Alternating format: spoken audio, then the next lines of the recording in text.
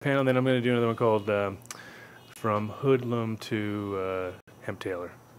That's not my car. I was just checking my keys. It went off. Yeah, I was like, well, okay. From Hoodlum to Hemp Taylor, which is going to be the kind of the hoodlum through the ages, as you might want to call it. So I got to get a haircut. I got to look a little bit more respectable. So we're going to see the old school designs. Yeah, I got some photos of some ridiculous, like the first fashion show, which was hilarious. Where was it at? What was that? Was at our house. That was at our spot that we had the CIA, and that was hello. See the old school design. Yeah. Yo, who we got there on the line? Oh shit, you got your? I got audio now. Cool, man. That was at our We didn't have no audio for a while. We were trying to get hold of you guys. Miss Roseville Kid. That was. Yo. Was that you? He's gone now. Oh. No. Whoever that was. Gone. I could hear myself for a second. I knew where they were listening. I got a good repeat of the last like 10 seconds of the show. It's like, oh, that's there what we we go. said a second ago. All right, cool. I remember that time. It's like, okay. Man, what a confusing show last week with this fucking call-ins. I was like, holy shit, these call-ins are ridiculous. If you didn't listen to it last week, you should go back and listen to some of the call-ins because they were pretty funny. I'm sure those same trolls might be listening again. If they're listening again, they can come up with something new. It would be good. But Always looking for more. Always looking for it's something. kinda, you got to stay a little bit like, kind of gender specific, please. keep it. Let's try to keep it on that side. So yeah, we haven't even announced who's probably coming. So we got 2 coming in. We said already. We did say Canapoo. Do we have anybody else? Oh yeah, JJ and then JJ, Chris, and James we Bean. We got everybody. Yep, we got everybody landed. Yeah, it was. And this weekend is the Indo Expo, and so as we've been talking about, good show to go to if you're here in Denver. And I think the first day is business to business. That's Saturday. And then the second day is open to the public. So if you're around and you're a business and you're into growing already, then it's the perfect time to come. Like, oh my God, what's going on? It's right here. You get a good idea. So it's good. How was your week, Mr. KTI? Let's just kind of roll around. Yeah, I was up in the mountains and then went down. It was down doing a little work. Oh yeah, it's true.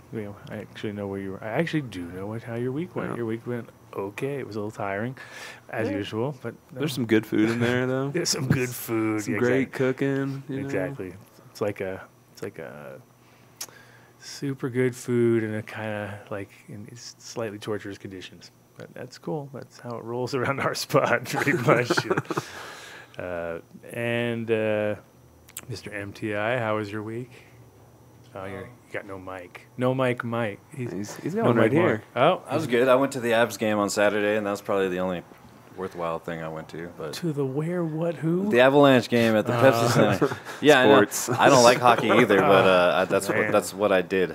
Yeah. So, yeah. How was? Did we win? Or no? Yeah, we won. I think at that point they won 6 in a row, and then they went on to win like 9 or 10 in a row or something like that. But I'm not sure. So we're good, I guess. Yeah, we're good, I guess. There we go. It's one of those sports where you're like, oh, now I'm totally into it. Right. Are we good? Yep. Oh, now I'm into it. We got a win streak? No. Count me in.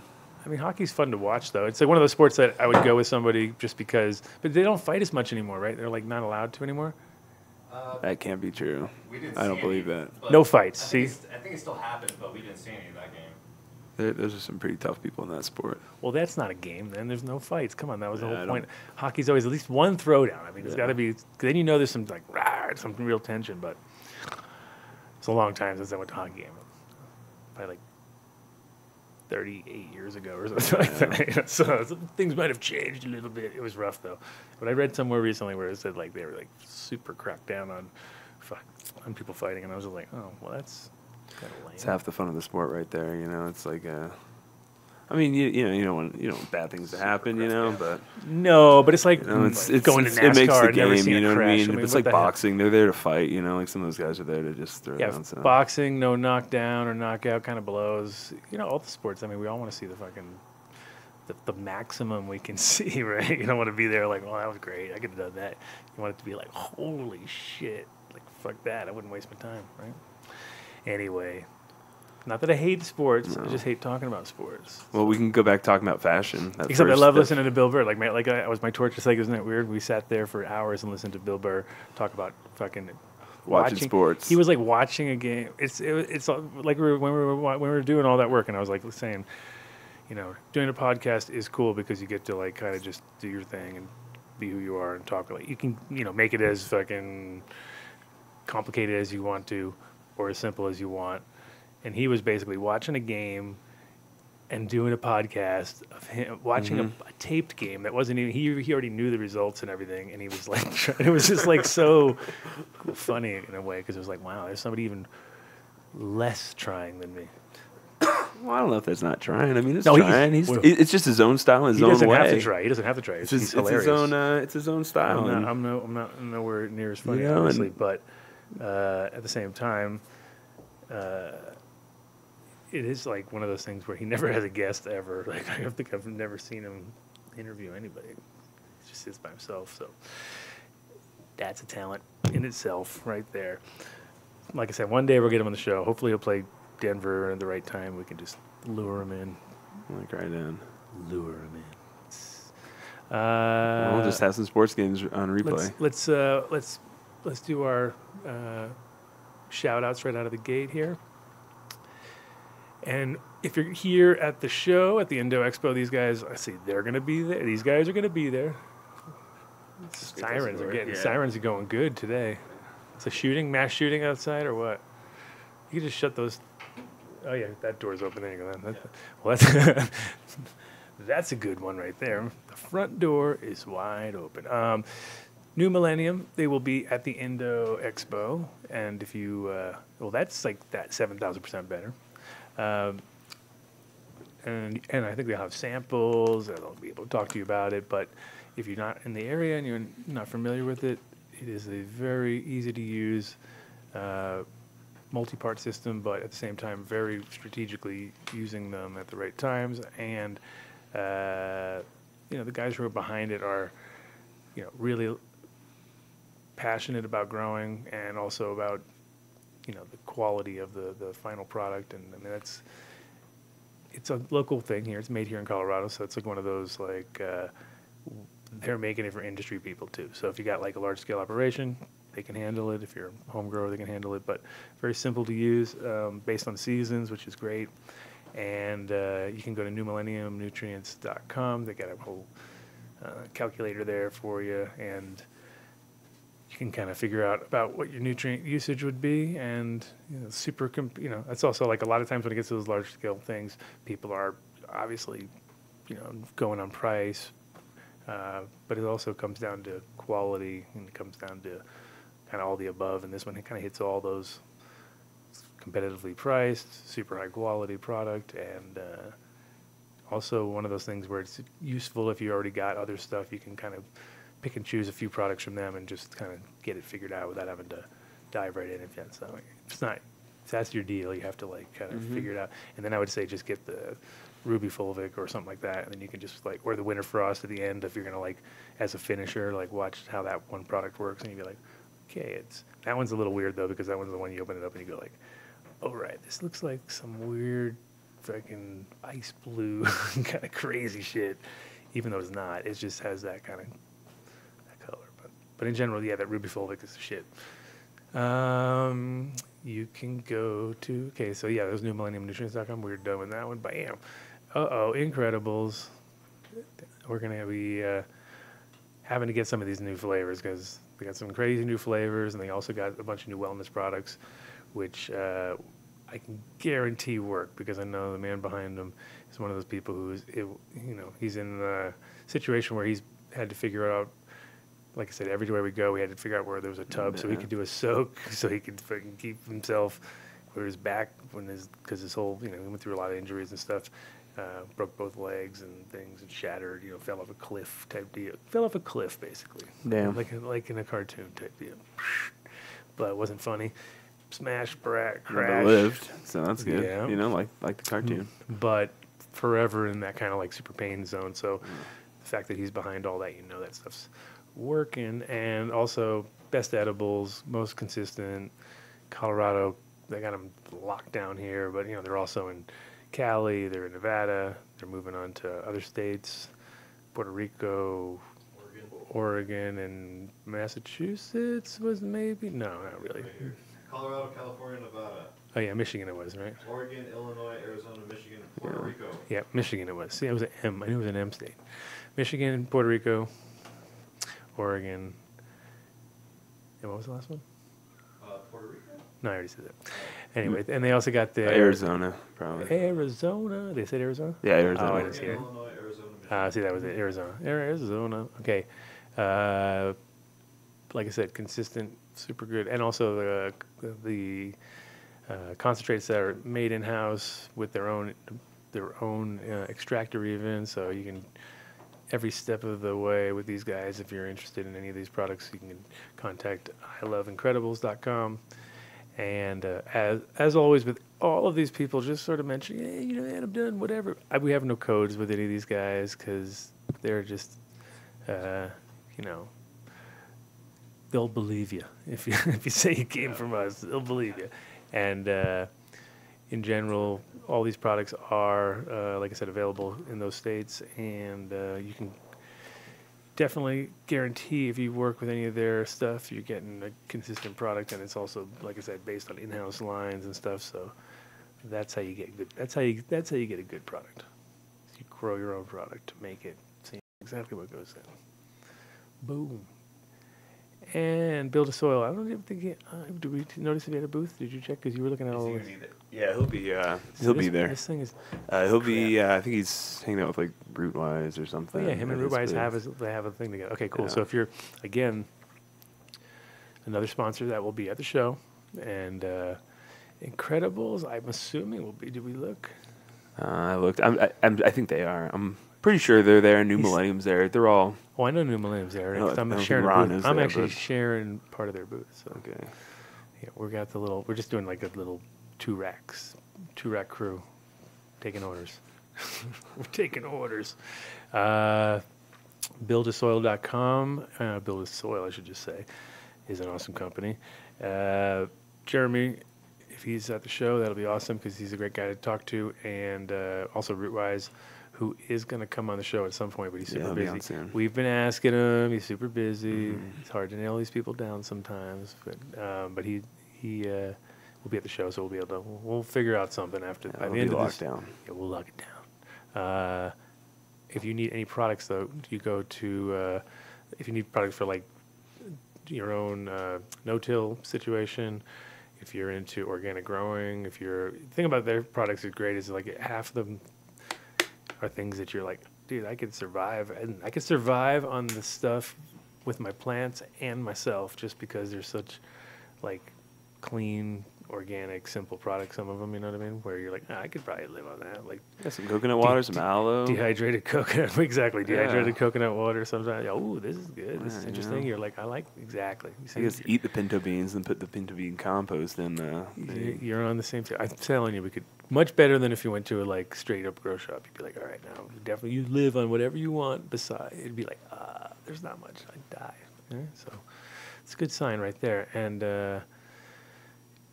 you can go you can go to him with any kind of beneficials you want to get to, which is awesome because that's like the proper way to take care of your shit is before it actually happens instead of waiting until you actually have a problem. So it's a habit everybody should get involved with, I think. And a little integrated pest management is a key to a sort of healthy garden. And you can use those essential oils, take a bath in those too, Boom, Put them with the Epsom see, salts, you're and then thinking. all of a sudden, you got like that going on. You got your coconut At least water. you feel good. You're It's still like, hungry. You still need some protein. and everyone's There's doing not all- much in the protein department there. But you'd No, have to, but you'd be relaxed. Okay. You'd be relaxed. Yes, Another way that we slow can as cross you it type. over. But then you just hang out with our other buddy, Mr. Ron Wallace, right? And then he would supply you with all the pumpkins. See, if it was the end of the world, this is the guy you want to live with at the end of the world is Mr. Ron Wallace, because he'd be growing you 10-pound tomatoes, and he'd be growing you 2,000-pound pumpkins and shit. So, yeah, I think end of the world, I'd want to like bunk out. I'd be like, all right, Ron, let's go. Let's do this, because that guy, he would know how to feed the world properly. Too bad the pumpkins they're so big and ridiculous that those don't even count because those things are like just they're big but they're not very useful. They're more like they end up getting animal feed or whatever. But in general, he can apply this to any plant, and he does. And he's been dabbling in the cannabis world, which is awesome. And he's also noticed that his sales from the cannabis people, he told me, are up. So that's kind of like I'm hoping anybody who listens to the show cool. hits up Mr. Ron Wallace at Say It, Do It, man. Yeah. WallaceWow.com. Wallace Wow. Come on. WallaceWow.com. Yeah, you're supposed to be the man who's supposed to hold me the sign that's supposed to say it because I can never remember it. So WallaceWow.com. WallaceWow.com. And he, again, is like a world record holder multiple times. And he knows his shit when it comes to the rhizosphere, which is his specialty. And he'll, like, between him and, like, Kevin Jodrey, I could, like, put them on, literally, I've never seen them together. And I'm just like, oh, they'd be the best. You know what I mean? They would crush it because they're both big ones. Well, they're both New England guys, and they're both passionate about growing, and they got they got the same. I think they're probably about the same age too, so they just probably be like, dude, and it would be like I would love it. Trying to get that show. One day we'll get that together. And coming soon into the studio will be James Bean, man on the scene, who's actually on the scene today. He's here in the house. Yeah, he said Swap Boys are too busy coming in different times, whatever, so they can't come through. But that's too bad. But we'll think they're going to be at the show, so if you want to check them out live, because they have. Well, how come your mics keep jumping? What the heck is going on? Nothing. Death. They'll definitely be there. Now it's that one. That's the awesome. weirdest. I love these mics. This is the weirdest shit. He'll be there, and he'll have a bunch of seeds from everybody. And I know they've got new seed drops too. Yeah. So. Gotcha. Okay. I know what's going on. Is it? Cool. Is it? Are we? All Are we right, figured out? sweet. No. I believe it. I'm like lost on my Give me 2 thing. seconds on your mic, KTI, and I'll get you all switched to right off. What? 2 minutes? No KTI? He's not allowed? All right. Give you a test on the second mic that you're. This one? Yeah. Yeah, there we go. I sound crossed. Oh, there. Of course, the old. Yep. I mean, that's. What'd you believe it. smoke this morning? Nothing, man. I just have to set this up in 30 minutes. That's fine. I know. I know. One day we'll have it so nobody has to set nothing up. Thought we got good at this. Now we do it every week. Ching, ching, ching, pow.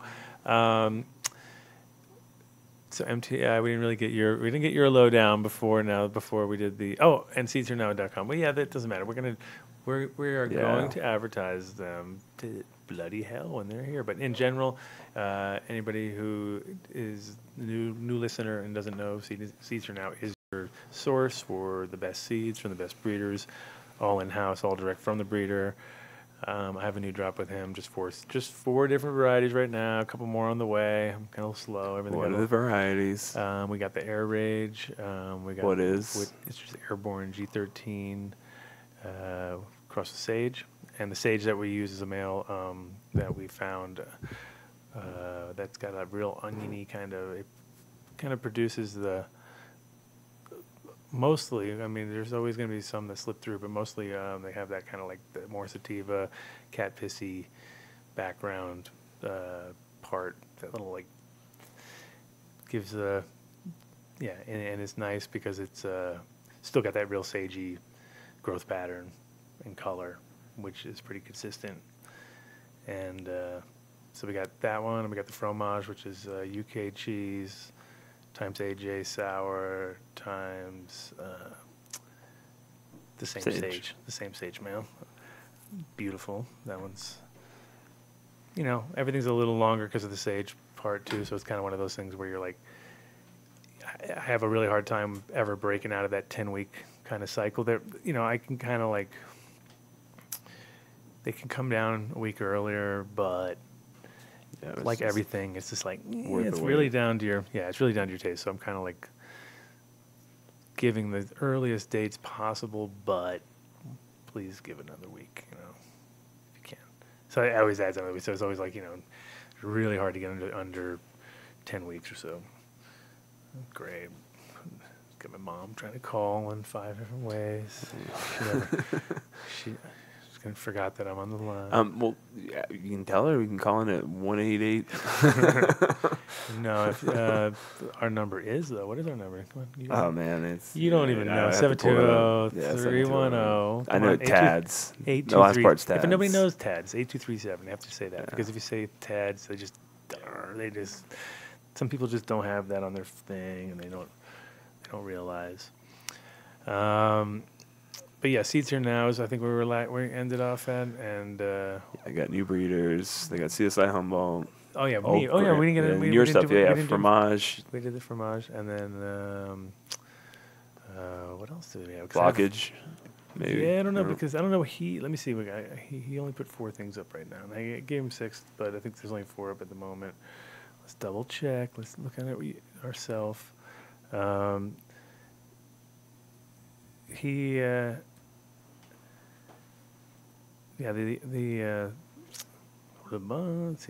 I gotta navigate, man. This is so hard.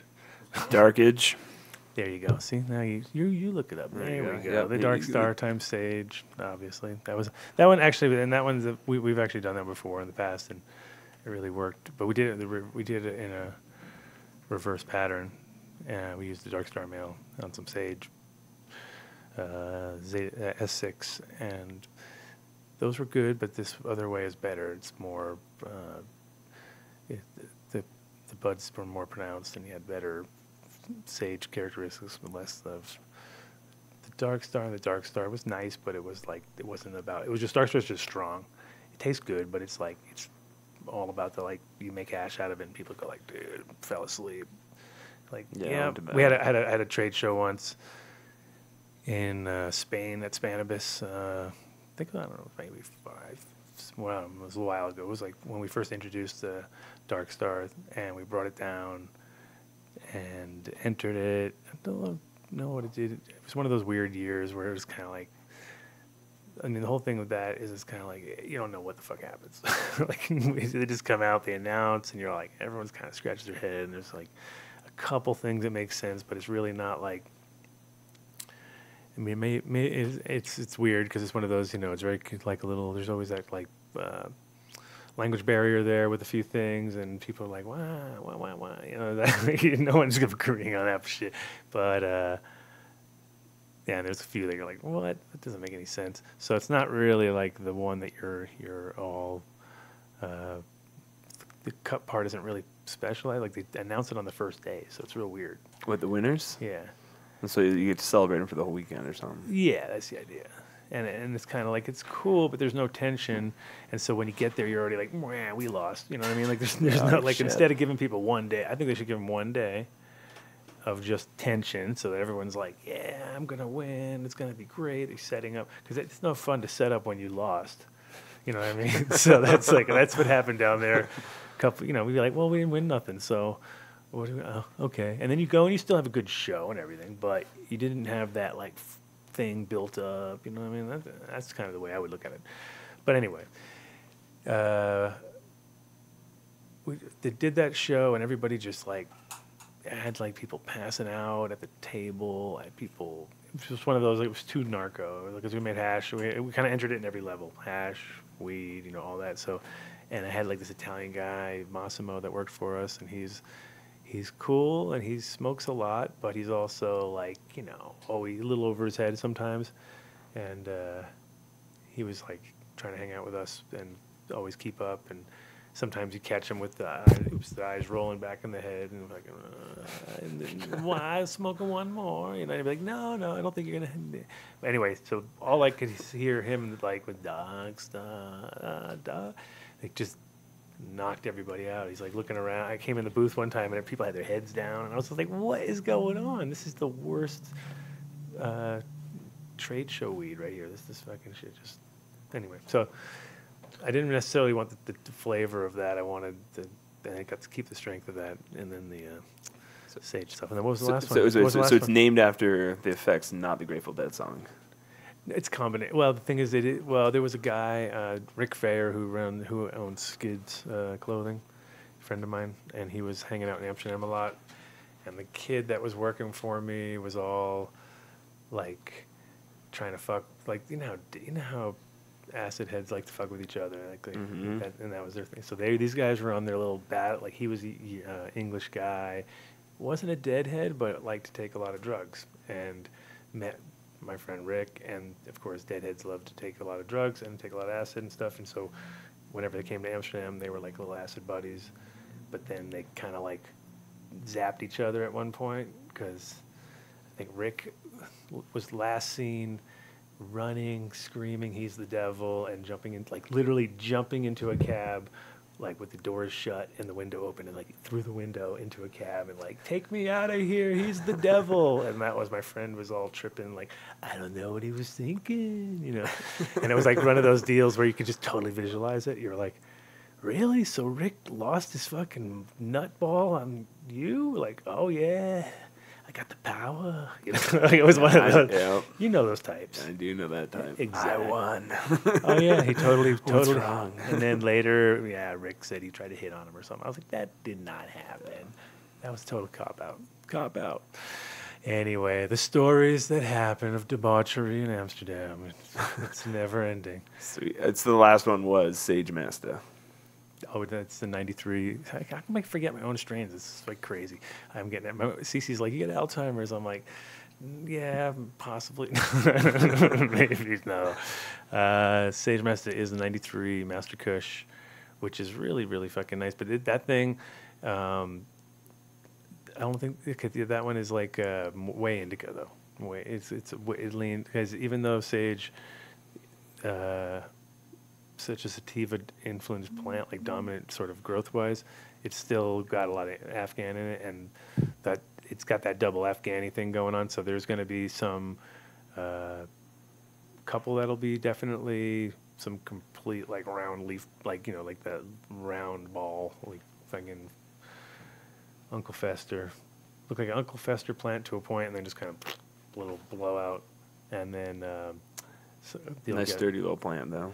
Super, that's going to be like like I said, it's super indica. Even though it's got that sage in it, because the sage that we're using is got, it's coming off of an S6, which was that Afghani heavy traded one. So it's kind of like it's weird because it doesn't influence the structure. It's like it takes over the smell and the final flower structure, but not so much the structure of the rest of it, you know.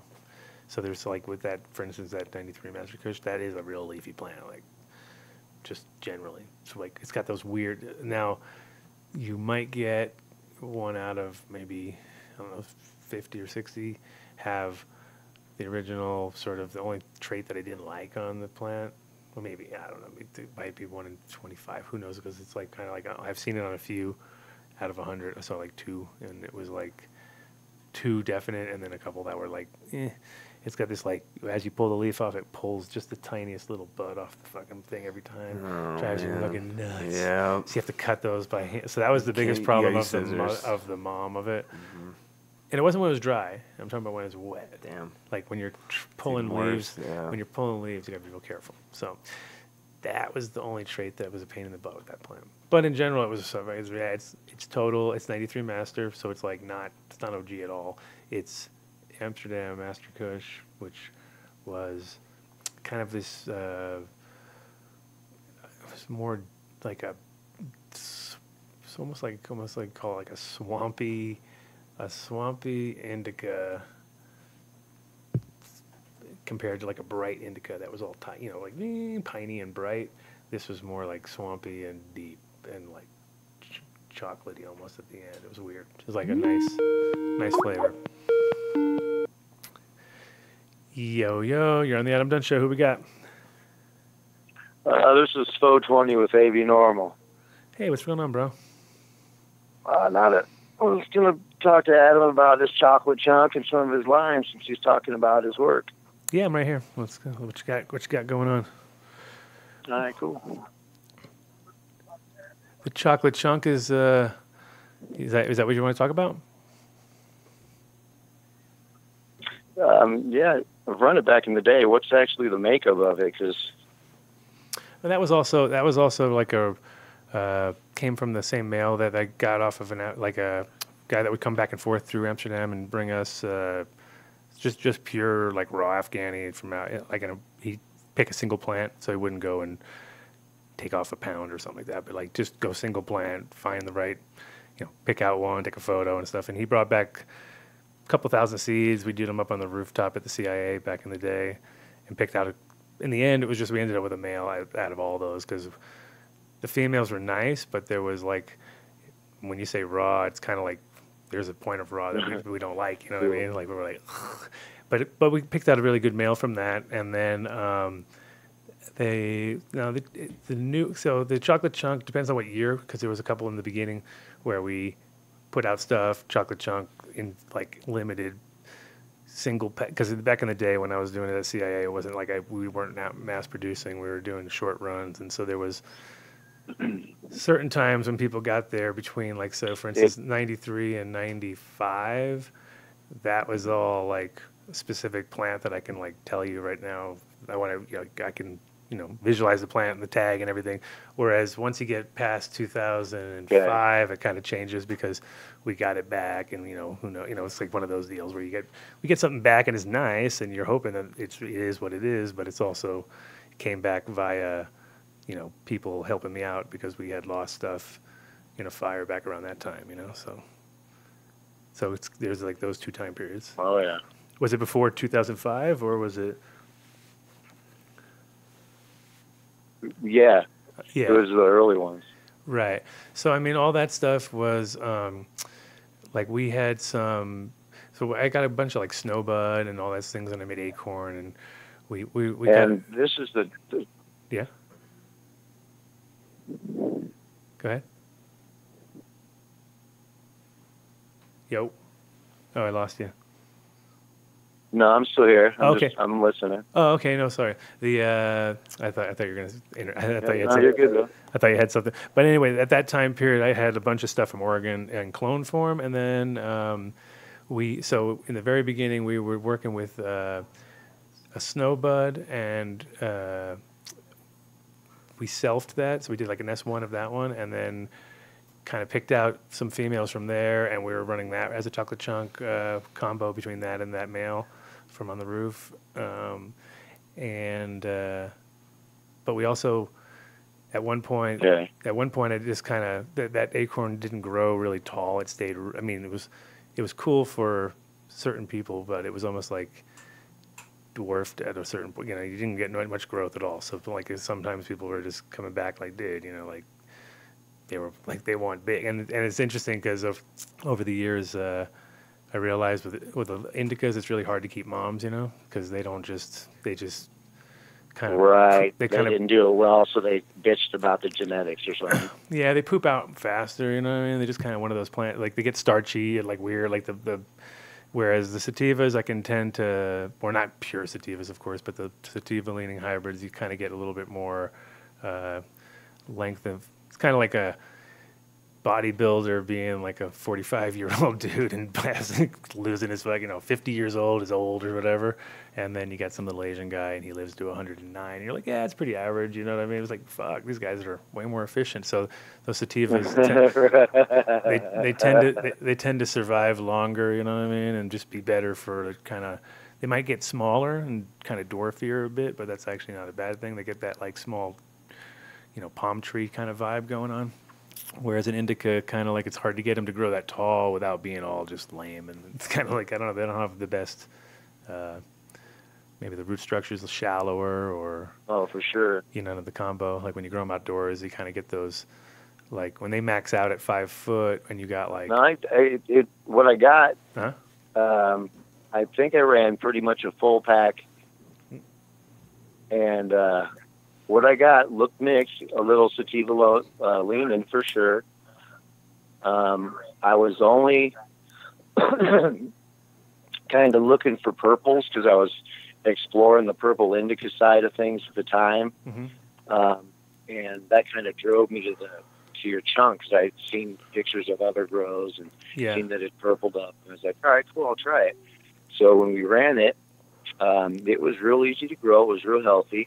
But I'd also run before that, like Urkel and GDP and Purple #1. And I mean, purple number 1 was pretty much a piece of crap. I mean, it was purple, but it was there black, was like nothing one of there those. behind it. No, it was your classic, like all looks and no action, and filled a bag. Yeah. It filled a bag. And so we kept exploring purples because you hear, you know, well, Urkel, for one, is probably the best example of a purple skunk out there, or a grape skunk. I mean, that fucking thing is phenomenal in pretty much every aspect. But what was so unique about your fucking chocolate chunk is, I mean, by this time, you know, this was 12, 15 years ago, so it was your early lines when I tried it, but compared to the other things, it was completely different. And the chocolate, I was like, no way this is going to actually smell or taste like chocolate.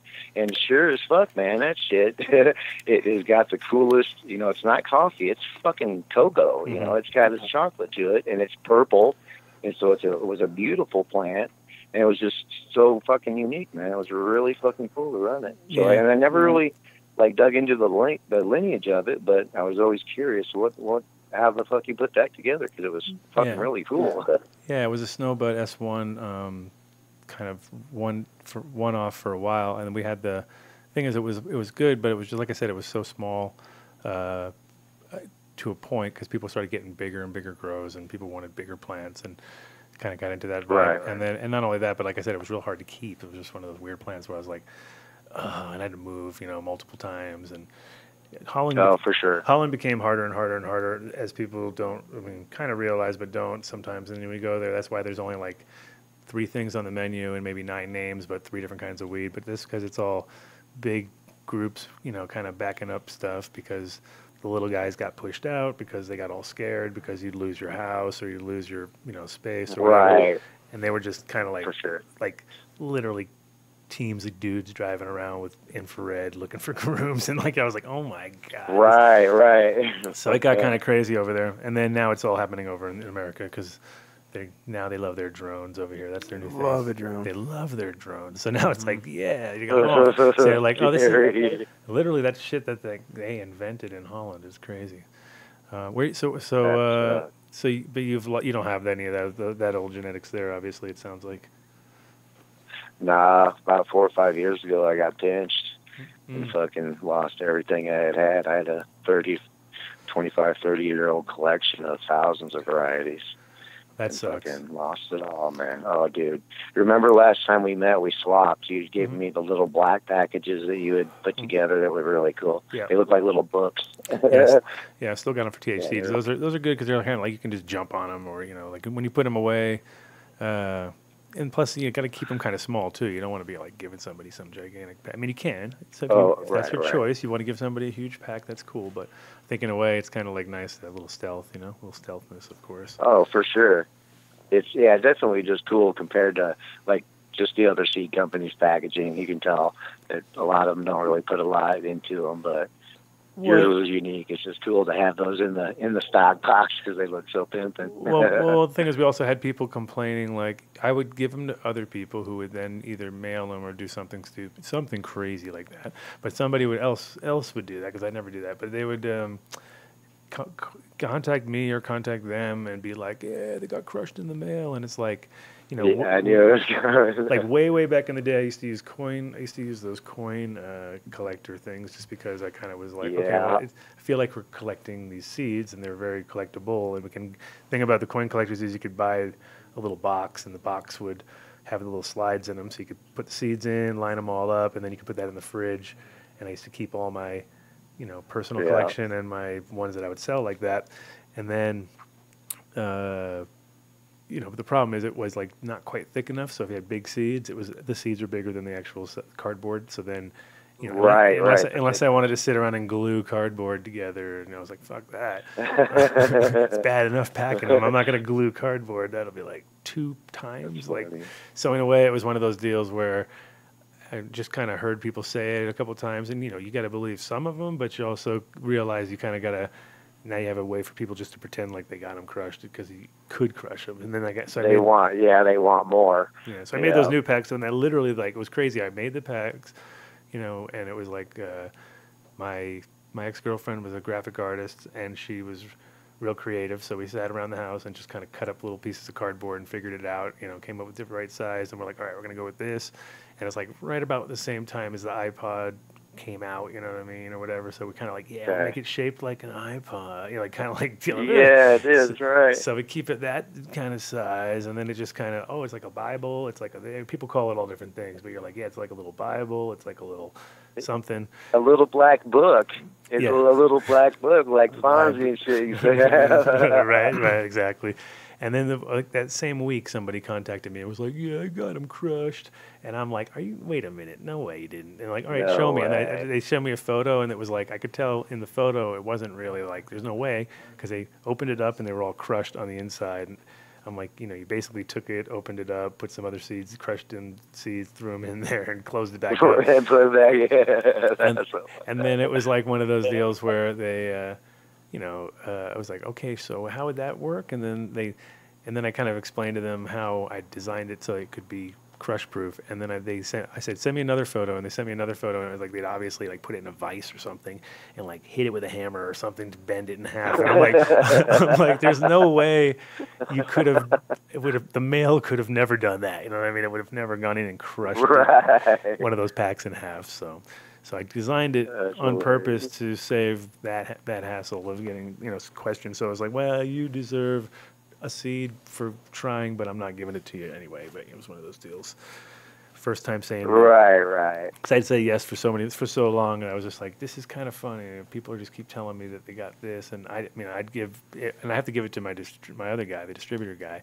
I wouldn't believe what he said, but it'd be then it kind of eliminated that chain of people kind of complaining, because that is the thing about seeds, is all about presentation and giving it to somebody the right way. It's like, it's also you're paying a lot of money, so you want to give them something in a good form. So if your seeds go through all this processing of growing a plant, selecting and keeping a mom alive and going through all these lessons, and then you finally get this final seed, and then you give it to somebody. If you put it in just throw it in a seed, in a plastic bag and put your name on it, it's kind of like, okay, it's cool, but you're not protecting it. You know what I mean? You need to put that bag, like wrap it. Even if you just rolled that bag up, put that inside of a tube, and put that tube, whatever it was, just made it semi, like, you can put it throw it into a top drawer, and it can just stay there.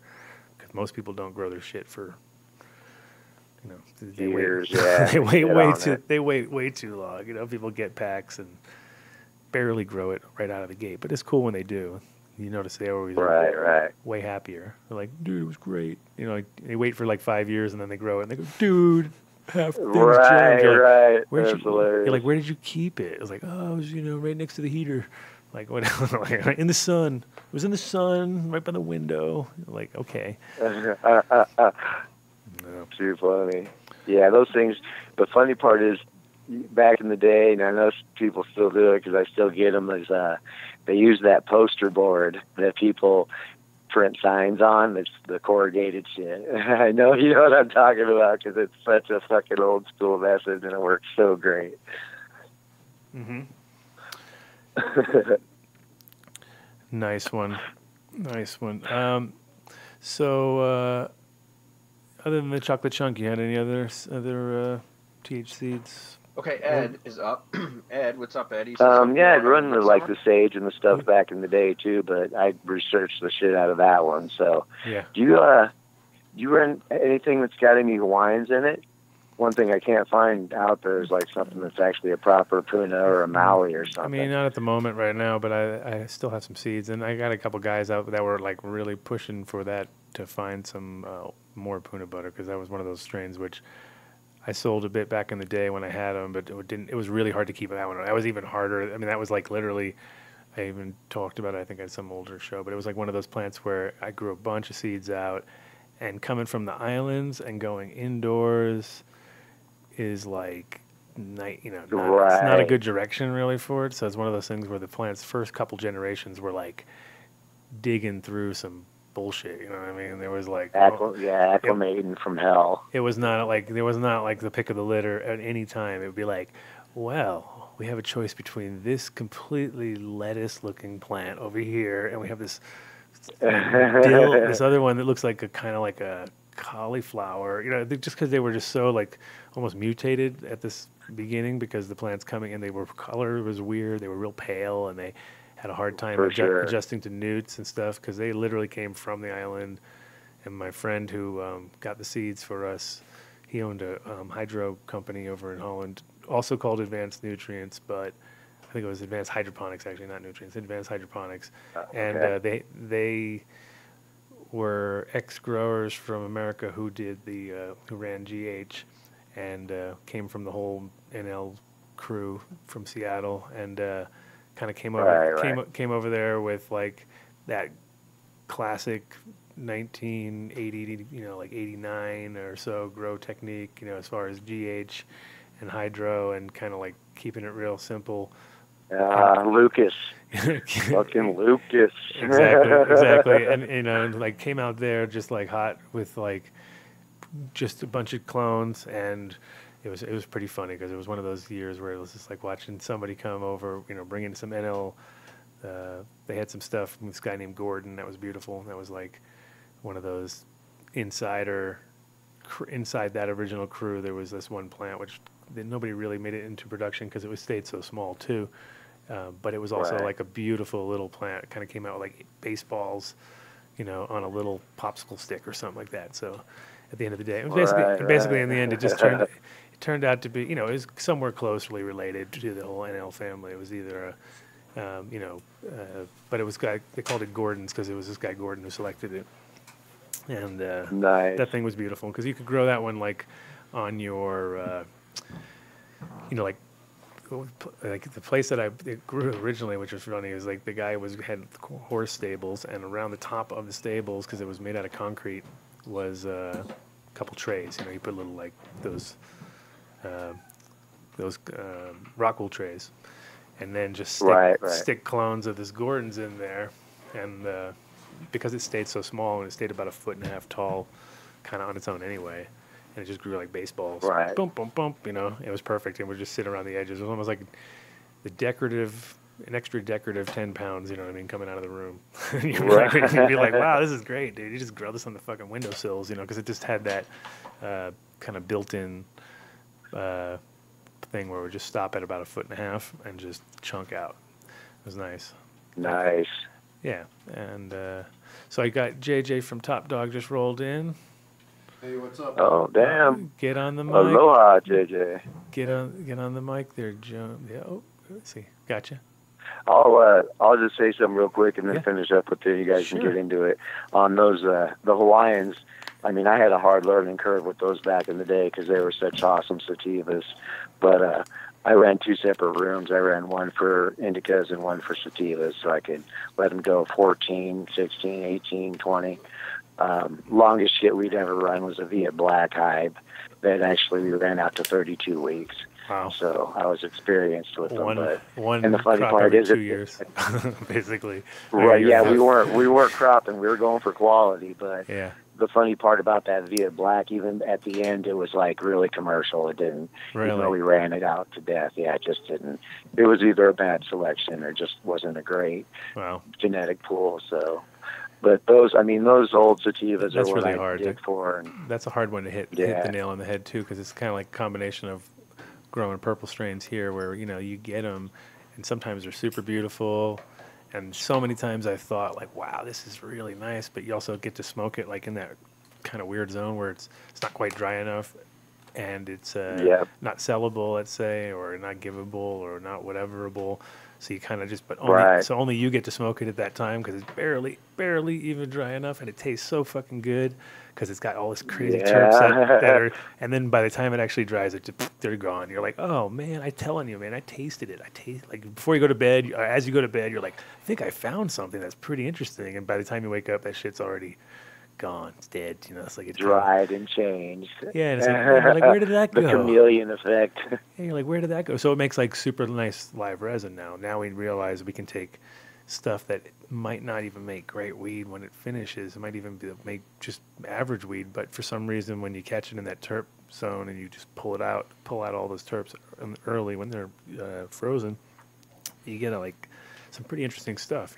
So you'll get stuff that would have gotten thrown to the curb But now all of a sudden it's like, For "Ooh, sure. this is really, really cool for this." And then all of a sudden you grow it and you smoke it and you go, this kind of like with back in the day with hashish, it wasn't made for growing for smoke. It was made for making hash. And some of that stuff didn't taste, didn't look or taste pretty tasty at all, but it made great hash. And all of a sudden you look at it and you think dirt weed.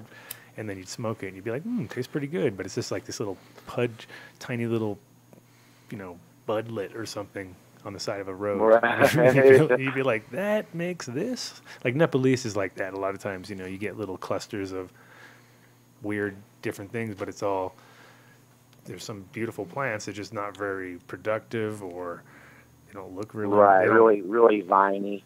Super viney, Yeah. So JJ, what's going down? Hey, what's up? Tell me, how'd you set up already? No, I didn't go over there yet. No. Me neither. Usually, Rebels. usually everything is last minute. Rebels without a watch. Basically, is the way it is. That's how we roll. You ever run any of JJ's gear? Who, me? Yeah, Top Dog. Not yet. I haven't. I've run through plenty of cams, but just haven't got the opportunity to get any of his work in my hand yet. He's definitely got a reputation built, so Yeah, no, definitely. I'm willing. And you in the islands now, or no? Just Aloha.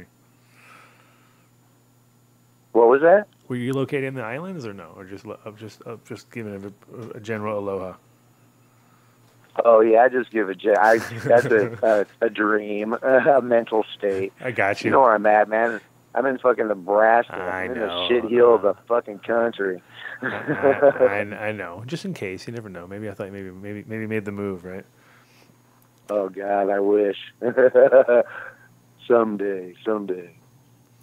Well, nice.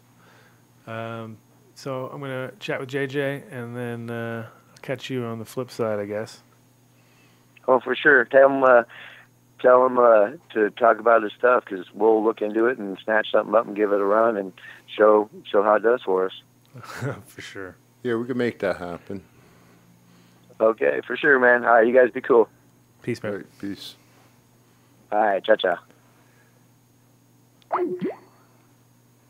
So, Mr. JJ, last minute guy, rolling in. What's up? Another man. It's the last minute guy Yeah, time. Oh, they're yeah. all rolling in, coming Here he in hot, comes. coming in hot. Oh, look at him. You got a haircut? Looks kind of haircut-ish. Like he said, he looked like 70s Shag, and I'm like, no, I look like 70s Shag right now. This is yeah, You didn't see? Did you see my shirt? I did actually. I'm looking. Yes, I'm sure it's on the screen too, right? It's on the screen. Is it? Can you see it on the screen or no? Nah, nothing. What? Can you see his shirt on the screen or what? Yeah, he's on the screen right now. Yeah. I thought you'd like it. Those are the ones that you guys were giving away that I was thinking about when Right. I was headed towards the booth and I got sidetracked and I was like, whatever. Yeah, we're gonna have to get you one. Oh yeah, for sure. And it's funny too because I literally was Puffco, that company that makes those makes vaporizers and stuff like that. Right.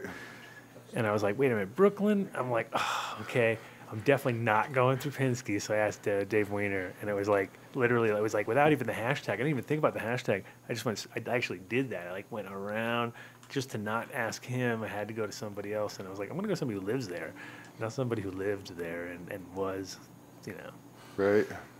Mr. Was. Mr. Wheeze. Mr. Wheeze.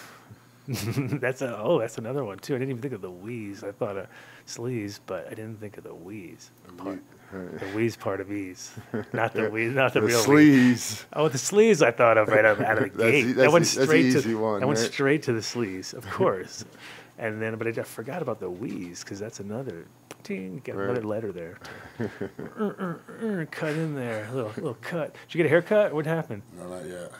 You don't have no shag. This is shag, dude. No, I was just saying, you're looking at for Your me. shag is nothing compared to my shag. My shag, I let my shit run.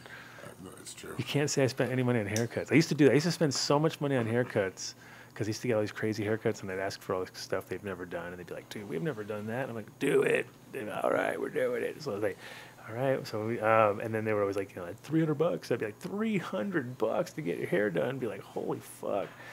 What kind of haircut's that? It took like all day. They're like, well, it took really two nice people 8 hours. I'm like, okay. So anyway, ridiculous shit. Now I'm down to like, fuck it. I'll do it once every 6 months and forget about it. I remember you're all clean shaven. It was nice. You like that? It was professional. It worked. No, It was easy to sell. No, I look like too slick. Yeah, no, we can't do that. Now So it's who's on the phone with us? Who's on the phone? nobody now. Oh. That was my buddy. Nice. He was bringing out some good stuff. Yeah. So you guys didn't talk about your new stuff. Though. Yeah, we did. Well, we started to. We kind of did. Yeah, I did. I went through the Stage Master and the Fromage and the Airage. And Air Rage and then Sage Master. And then was there another one? There's 4, yeah. What's the last one?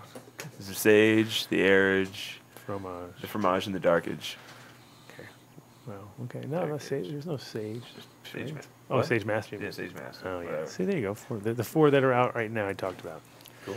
I didn't get into any deeper because you guys finally showed up because I knew it was going to happen. I said this And is they're it. all on the website. And then I now. got to check. I got oh yeah, sorry. You're parking on that. That's what happens now. I get all sidetracked. What do you got? Okay, so what's up? We didn't do any specials for you because we didn't know what you got because you can know you're here and things could just change in a heartbeat. Everything. Oh, specials as far as the website or as Yeah, far website. as Indo Well, Expo? unless people are here. If people are here, well, yeah. What's going down if they're here? You're I don't know. Canorado might have given me a special drop only for Colorado because he wanted maybe you guys to have a head start on some stuff. Maybe 100 packs of some really nice wedding cake crosses, maybe some icing crosses, some fun stuff. So we'll have those at the show tomorrow from him. So it's always cool. As far as the website goes right now, I think we've got packs going for $98. We've got a lot of Rosetta Stone going. We've got a lot of the exotic stuff going. I know next month we'll have another big exotic sale going. Crockett's been a big seller. So Okay. on the website. The usual. The usual suspects. The usual. As far as drops go, though, we've been drop heavy. Drop heavy. Drop heavy. We had the big Top Dog drop, which was pretty. Yeah, why didn't you make some big techno fucking Drop heavy. thing about all your brands yet? Come on. I know. I'm What's working wrong on it. with? Come on, all those connections. I know. We did have that one song, though, the No Clone Zone. No Clone Zone.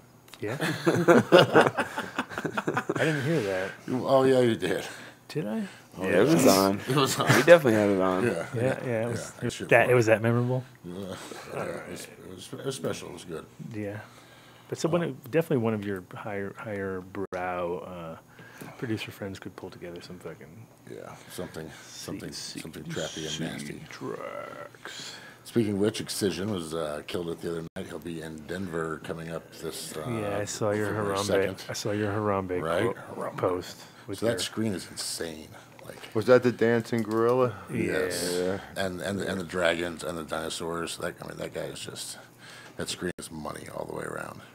Of course, he's a great producer, but Jeff as well. So, but yeah, if that's coming to Denver, it'll be here 2 days, 2 nights. He's playing here. 2 days, 2 nights. It's- Wait, he's gonna be at it's- Black Box or no? I don't know. Oh, beta. Yeah, but Beta. he's following the old UK German bass out. Like Lemon D used to travel with their own system. Like if you Like wanted to Dillinger, like Dillinger's. yeah, like if you wanted to do all the bass, you had to book them and you had to book their sound. Of course. So he travels with a 150,000 watt PK sound system. So yeah, no way it could fit into fucking Black Box. No, it's It would be an empty. It's two semis. All full of fucking It's definitely beta or bigger. When I stood on it, like shook my brains. My brain shook inside my head. It's way bigger than beta. It's pretty nice. No, he played in Portland, like I said, so that was a pretty cool show. Did two shows back to back, sold them both out. Amazing. It's pretty wonderful. It's amazing, man. So, The visuals were great. so did you say Canapoo was going to show up, or no? He's actually 12 hours out. He said 12 like- hours. It's not going to show up. So when I said maybe, it's like wait, maybe. Because he was like, he sees him coming down. He started talking to 2. I was like, we'll stop in. He's like, great. I haven't seen you in a long time. I'm like, sweet, you can be on the show. He's like, what time? I'm like, 3:30 to 6:30. He's like, well, I won't be there till midnight. I said, Well, that's like, okay, so that was like that was a flash in the pan. It was like, Can't forget about it. Poo. All right. Forget about it.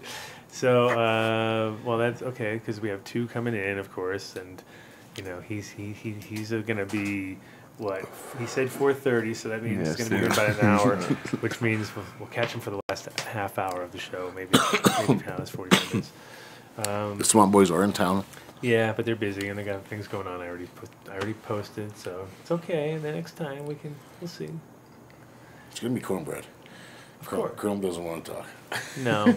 Chrome does everybody's, something. I mean, it's all great now, but a lot of these old schoolers that I deal with, they still we're talking. They wonder about shit that they've done back in the day, and then still putting their name to a face to a thing. It's like, well, I'm not gonna go out and admit that I did all this, or I'm that guy because that guy was being looked for currently. So it's kind of what that never happens. So no, I'm only kidding. That definitely I can understand. Everybody has their own. Like, just the fact that JJ is sitting here talking to us so calmly these days, like he's nothing anymore. He don't care. But back in the day, I remember when JJ would be like, definitely not talking to anybody because he was in his apartment in New York, and we brought it. I did. I was one of the few people. Not few. There was a lot of people who he knew, obviously, but it was like definitely like not like, hey, oh, I know JJ kind of thing because there was no social media, there was no Instagram, there was nothing like that, and there was coincidentally like. I don't know how many people we knew that have crossed over. It was crazy because it was that's a decision you got to make. If you're gonna make the decision on crossing over, then you got to put yourself out there. Mm-hmm. You know what I mean? People got to get to know who you are and what your brand is, right. and especially in the legal market, not a lot of people are really up to speed on what's going on Instagram or Facebook or in the forums back in the day. Yeah, I mean, there's people who aren't aware of, and we're not aware of a lot of other things that are happening right now that are just like way more on point because people are into, social media, like lectures and hanging out, and they understand what's, the next thing that we don't know about, and we're like, oh, yeah, this is pretty cool, and they're like, gonna come down with some fucking crazy, like direct to the point. Kind of like, oh my God, that makes Facebook look like nothing. Instagram's dirty. And it's just saying, I don't like it. It's gratification. That's just what it is. It's So sad. One thing, boom, everything flashes up. Next week, everybody forgets about fucking it, the whole thing. It's like, well, that was fun.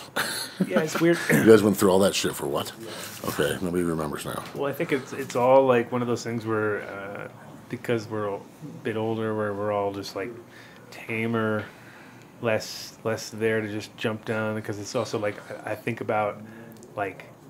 I do think about the fact that it's there forever and it's already, that's something that, okay, maybe we don't accept it now. Maybe it's cool where you are at this moment in time, but who knows?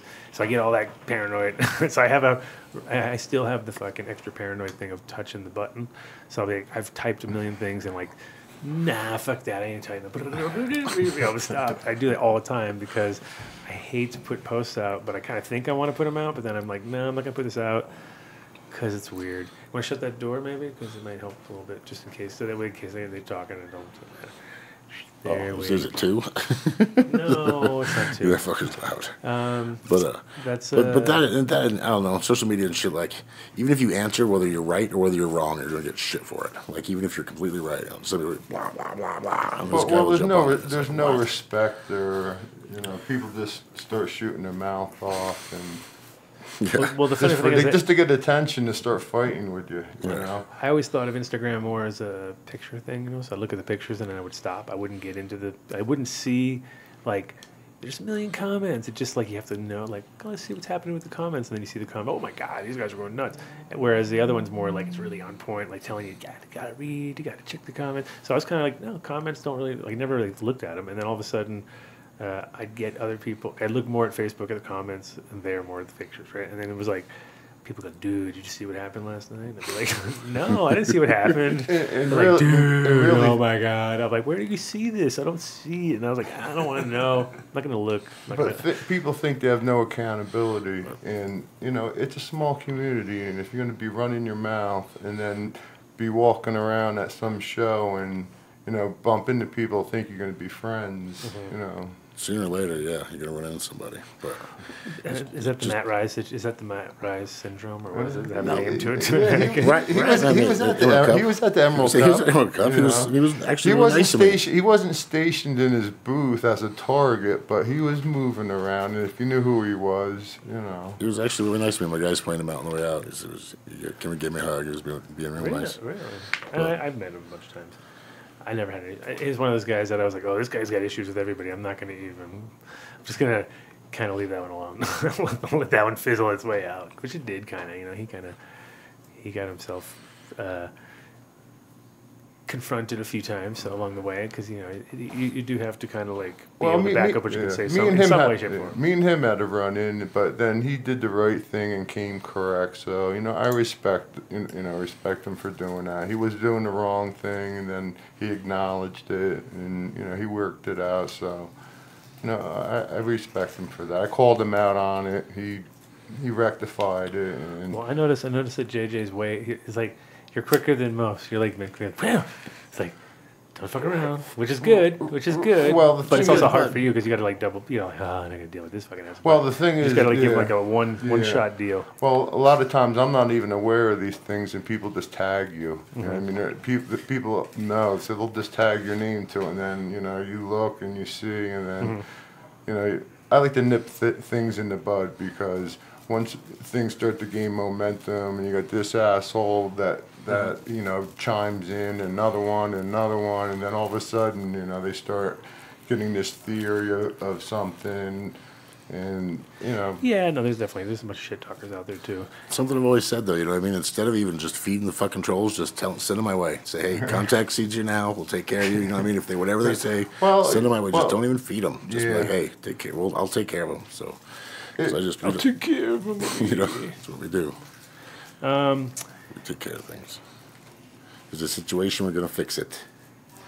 You know, but the thing is, like, it's hard because it's You can only put up with so much at a certain point, though. The more you're out there, the more you're going to get shut up. That's true. It doesn't matter. And then the thing is, you've been putting out a lot of work, so I mean, that's how come you're catching any flack that you're catching.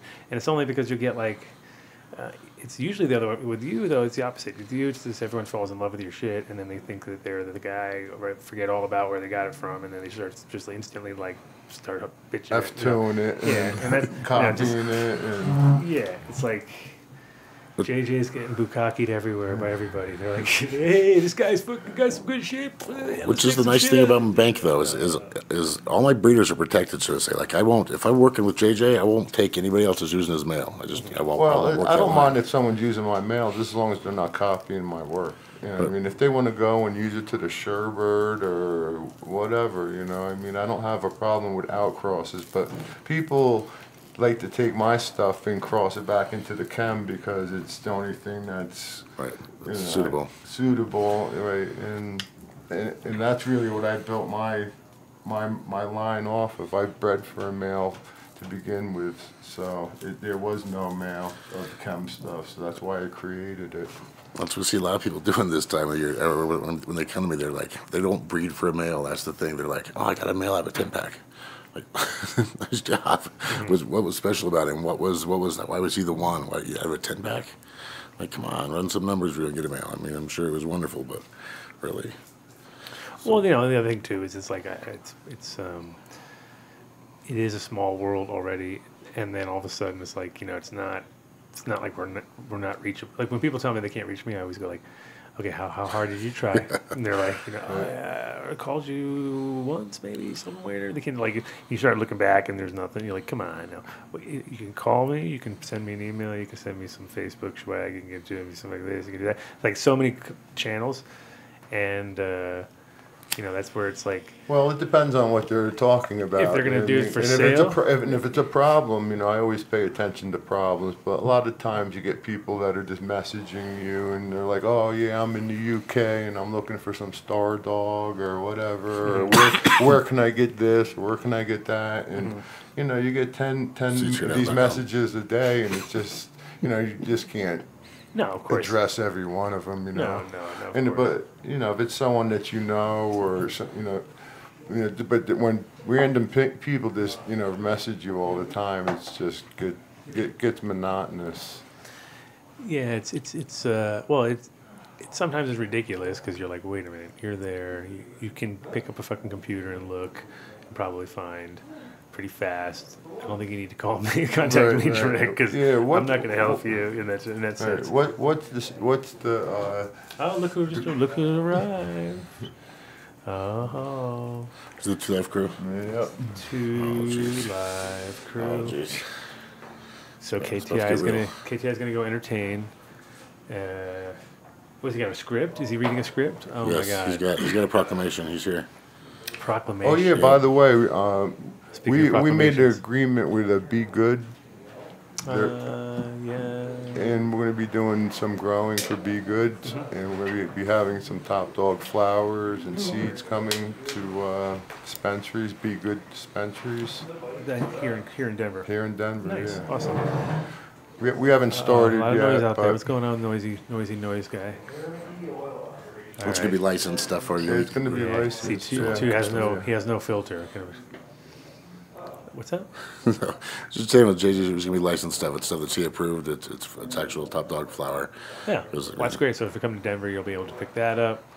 How many locations they got? Right Couple, now, right? yeah, they have a couple right now. Sure, I know sure. they have a couple more opening up. Cool. So it'll be like at least 4 or 5 locations. Yeah, they have one in North Glen. That's a rec and med store. They got one in West Washington Park, right next to Carmine's. That's a med store. And I believe they have a couple more med stores opening up. So now they're going to put the stuff into Metric and then get it to other shops and get it, so it's kind of like spread out a little further, or are they just going to kind of exclusively I bring think their they want to stuff, keep it exclusive. They're hoarding. You know what I mean? They're smart, they'll hoard it. Yeah. Right. Yeah, you Well, never know. the thing is trying to get people into the shop. If you get people in the shop to buy seeds, you know, and if you got flowers of the seeds, there's a good chance they're going to buy it. Oh, it's great. It's great. I mean, that's the beauty of having literally seed to sale in that mentality of selling seeds more than the fact that you're trying to just sell it. And the final product, I mean, great. Of course they're trying to sell the final product, but it's good that you have the potential, because that's the thing is they want to track it, but other people don't necessarily see the value yet, and then they kind of like now they do because it's right there. You know, it's all under one roof. Right. And it is easy to sell seeds once you have the flour for it.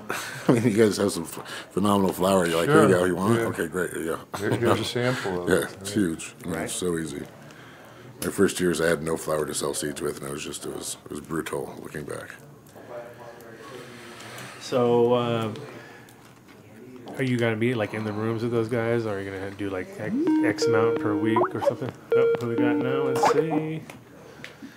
Welcome to the Adam Dunn Show. Who we got? How's it going? I was just wondering if I could ask Adam a question. Sure, right here. Okay. What's going on? Since you guys had all the seed guys in, I was just wondering, Southern California and going recreational. And Southern California's kind of has its own culture, brainwashed about what strands you should be growing.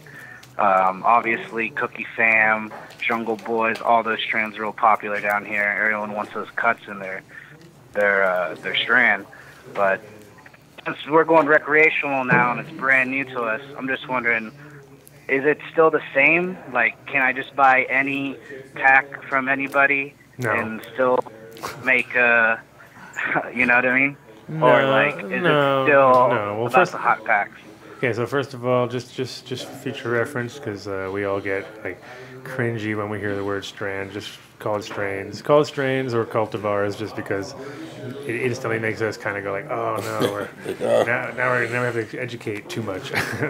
But in general, the strains that you're talking about, like all the cookie strains, those are literally coming off of like very, very complicated polyhybrids that are going to be really hard to ever replicate. Only elites. There's no seed for it. When you start saying when you start looking at the real numbers, you're like, shit, that's going to take a lot to ever find that in particular one. You will find some pretty good stuff, maybe depending on the thing it came off of, because you got at least depending on which company. Like for instance, like people that are working with verified stuff, yes. Problem with Southern California is everybody's so Kush fucking heavy for so long that everybody just ran off of cuts of Kush of different types. Nobody really was even interested in popping seeds. Like I remember when I just would be like, "Come on, guys, just anything but fucking Kush." Was it cuts of Kush or was it bag seed of Kush? No, it's the cuts of Kush, or sometimes occasionally you get S1s of just things that people would get like, "Oh, look, I got a seed," and they'd grow that, and you know what I mean. That's how we got some stuff, Exactly. but for the most part, it was like then that guy would just give out cuts forever until some other guy. Might, Definitely. I just got done growing the mimosa and cherry punch from Symbiotic Genetics. They're definitely like the fruity stuff's coming back. Mm-hmm. But it's still like I waited in line for those seeds. I just got done growing them out, and the prices on the packs aren't as high as they were just 6 months ago. And what should I look for into buying seeds for my new recreational place? Tell us, James, Mr. Seed Guy. What do you think? Well, Southern California. Yeah, it's a very complicated question. So it depends on what you're looking for. I mean, obviously, it sounds like you're looking for terps. You're looking for flavor. So for that, there's I don't know. I like Crockett a lot as far as terps and flavor go. I like Exotic Genetics a lot as far as terps and flavor go. I mean, if you look on James's, who's sitting here right now, but if you look on his website, seedsherenow.com, there's 35 breeders on there. They're all in original packs from original guys. There's no like, oh, this guy got this from this, and we have a background of everything. So like, if you look on his stuff, like Josh D's got he's literally got the real OG. He's got Polaroids from 92. And he's the guy who was the first guy to get the cut, and to basically brand that actual strain. So the real OG Kush story. Yeah, so you got all the, you got at least that to work with, and then you have also, if you want, the thing is, now people, like you said, they know Fruity's got his place too. All of a sudden, people are able to put out other things. It's like, okay, nice. Still got to look for quality there. You know what I mean? But you got to keep in mind, you have to have an agenda. A lot of this fruity stuff is good for concentrates and stuff like that, but in flower form, it's not very desirable. So you got to have some stuff that you're going to know that's going to be specifically for concentrates, and then you got to try to find some good high quality flower if you're just going to be having straight up flower. It's like I heard Zittles. Zittles is like I heard one of the ugliest plants to grow. Yeah, I actually have it right now. Right, it's like short and bushy. Obsley told me it's just ugly. He's like, I don't know why, but he says it breeds. It breeds like a motherfucker though. So. Right. Yeah. So I'm gonna be doing a little work. But it's like the OGKB. It's so retarded. It grows so slow. Yeah, I had that too. But a lot of those cookie crosses are pretty dominant. If you cross into any kind of a cookie, you're pretty much gonna get something that's gonna taste like cookie. It depends on and your yield's going to go down the tubes. Right. That's another question. Like, everything's so similar these days. Like, what packs are really gonna stick out that are they can have still similar traits, but like you said, I've definitely grown some cookie crosses. That's just cookies. Exactly.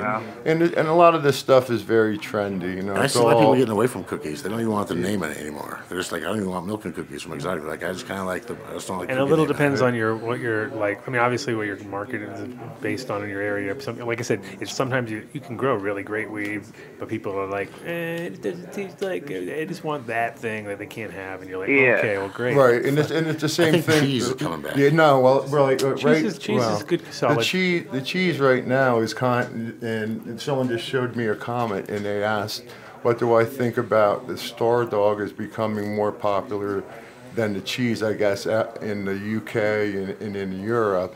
And they wanted to know what my thoughts about it is, and my thoughts about it is the cream rises to the top. It could be Star Dog, or it could be anything, And a lot of it is, like you were saying, it's regional driven. So if a lot of people cheese all day long, UK obviously, but now the Star Dog. But they've been smoking that for 20 years. Yeah, but they're sick of it. So I get constant messages from people from the UK. Where can I get Star Dog? Where can I get Star Dog? And I don't really haven't really locked down any distributors over there. We're working on it. We're working on it. 20 years now. 20 years of fucking cheese. But you know, it takes time for certain classic. things to get over. You know, things that are popular here that were popular, 10 years ago, finally get over into, Amsterdam or into. And so I would suggest, I don't know, I'm thinking the first thing would be don't start with somebody else's cut. Like if you want something different on the grow, don't start with a cookie cut. Don't start with what somebody else has. Pheno hunt, like buy 100 beans, buy 200 beans, pop them all, look for that one. Buy 1,000 beans and look for that one, because that's what you're going to find something special of it. Don't give it out once you have it. Yeah, and the thing is, right now it's kind of cool because people you can make like for instance, get hooked up with a concentrate guy and do a pheno hunt and then just turn everything into concentrate and then go for the double angle where you're like, all right, this is actually really good for concentrate, this is really good for weed. You can pretty much find a couple good, you'll find more, like you'll double down on everything you have. That's the thing, when you're pheno hunting, you don't lose those other 900 or 99 plants. You just flower them. You flip them and flower them. Or you send them all to be blown. I mean, you just keep the one. Time, space, and money is an issue, with some people, But you're still growing them out. You still get to flower all those plants. Just because they're not the one doesn't mean you just don't get to flower them. Yeah, like Adam said, just turn into concentrate. Yeah, and then keep your mother plant, cut clones. Yeah, because you might figure out that something's really shitty as weed. But as like we said earlier, it could be like, oh wow, this is fucking making like 30% concentrates. That's like really really good. And you're like, okay, well, I don't know how that happened because it looked like crap. You know what I mean? But then, so you're like, all right, just grow them like fucking right side by side in like 1 gallons and just go for it and don't even try to fucking grow a big plant and just do it. No. In a red grow, I would want something more stable and not so finicky. Cookie was always just so finicky to me. Like if I was late to water, it'd be like, oh, you bitch. I'm like, oh. Well, yeah. Like it wouldn't cookies eat, wouldn't feed. is pretty herm prone too. It's one of those plants where, it came from a fucking herm situation. It's one of those deals. So you kind of got that recessive herm trait where you're like, okay, that's maybe not the greatest thing to start doing on large scale seed runs because then it only takes one. Yeah, now you're like babysitting all these plants. You're like, ooh, it's got a banana, and then you're like, okay, do I kill it? But you're like, oh, yeah, it kind of kills you every time because if you start killing off everything, you're like, and of course it's gonna be the best plant. The nicest one is gonna fucking throw a banana. And I had cherry pie like that. God, I loved it. Oh, cherry pie is the worst, dude. But cherry week pie 6, and every used to would throw a banana. Cherry pie is the fucking herm every time. I tried, but finally I gave up. I said, fuck it. I don't know why people grow that. That's just weird. Yeah, little stress will definitely make it. And train wreck we were talking about earlier.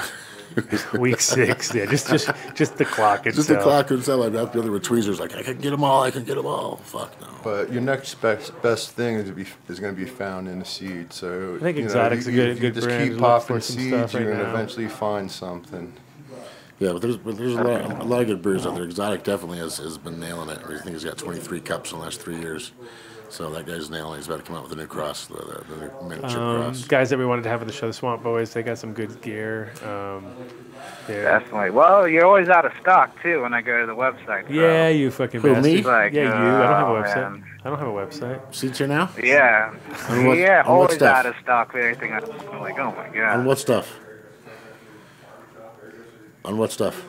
If it's like JJ, I know, but what stuff am I out of stock on? Because it's like if JJ stuff, his stuff comes in, he's so hard to get a hold of. But we've been talking. I haven't looked recently, but like all the Swamp Boy seeds, that went real quick. Are you in stock? Any stock of that right now or no? Huh? Canorado. Swamp Boy? Canorado? So I've got plenty of Canorado on. I've actually got a special release for Canorado for the show this weekend. If you're in Denver, stop by the expo. He's not in Denver. You could be. How do you know? Denver. Oh, Southern California. That's right. So we got Canorado on the side. We've got their apple sherbet up there. We got their white hoe, I think. And then what's up with all these new like Instagram seed breeders like coming out of the walls? Like, should we be trusting them or? Well, the thing is, it's interesting because like when we do this ADSI, we invite a good portion of those kind of guys too, who were real impressed. Photography-wise, I mean, it's kind of like hard to tell because that's one of those things I'm always telling everybody. I'm like, dude, I'm actually so bad about going in and taking good photos of good weed because like half the time I'm looking at it and I'm like, ooh, that looks really good. but I'm not feeling like I have to go deal with the lighting and make it all proper. And then I'm like, fuck Yeah, it. I come back. exactly, My mom's fucking chopped that shit gone. She's like, what'd you do? She's like, I took it down. I'm like, I needed photos, man. I'm like, that's all I really wanted was good photos. But you know how it is, like one of those deals where it's all about time. Either you do it and you do it really good, and a lot of those guys have a closet, but they can pull out like 60 photos a week off the one little closet, and you can different colors and different filters, and you're better at this and better at that, and you're just like, some of them are like, okay, well great, you know. Here's how I look at it. I mean, Brad Pitt and Angelina Jolie, they're going to have good-looking kids, just the way it is. So anybody can take two plants, put them together, and fucking going to have a good offspring. So, but to take something and make your own male, to make that original male is something different. And so that's why I think that the breeders set themselves aside. If you're just taking other people's genetics and just crossing his stuff with his stuff, you're not really doing anything. You're just putting plants together, kind of nice job. You know There's a lot less. There's a lot less. And it's also having a track record. If you're going to take a chance on filling your room on, someone's genetics that's not, doesn't have a track record, something stable. Anything could happen. Yeah. Yeah, and it is getting like you said, there's a million Instagram, and it was funny because about 5 years ago, even before the Instagram became the hot fucking spot, I was like, you watch in a couple years, there's gonna be so many breeders, and I was just thinking generally just online. I wasn't thinking of just Instagram being like, because that's the thing is we were always brought up from like, that, you could look at a lot of weed, but we weren't going to take photos of it and like carry it around in our pocket with us everywhere we went. That's but what nowadays Josh D is crazy. And you always want to stay with the best. Let's face it. If you're gonna fuck around, you might as well go with who's ever doing their work the best. Especially when you're talking big money in a rec grow. Yeah, definitely. It's an investment. Well, the good thing is you do have a good access to there is good seed out there, which is great, and also you guys have the ability to grow it in a scale which makes it able to go. And you can invest what might seem like a lot of money, but all you have to do is hit one fucking good one good seed out of like $5,000 worth of seeds. Let's say if you spent that much money, and it's right away worth it on the first. Once you figured it out and you made a bunch of moms of that, and you're like, all right, we're happy with this. Fuck it, the rest you could have gone under the bridge, and then everybody's happy at the end of it all, So it's really like it's kind of great because it's just one seed. It's one seed. It's one of those things where you talk about, how much did you spend on a bulb? $1,000 or $100? How much did you spend on a ballast? $150.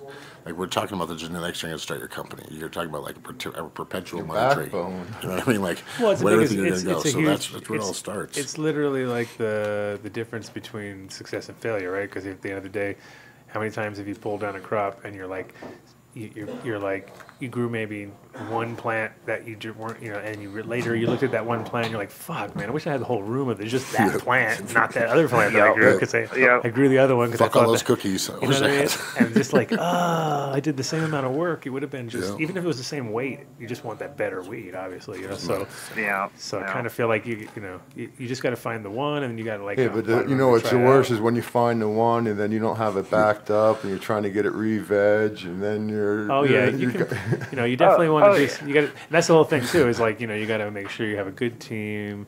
Everybody's on point. You take clones off everything. You label it good, and and that's sometimes the. Like you said, maybe you have to re-veg. There's a million possibilities, and like could have been so much easier.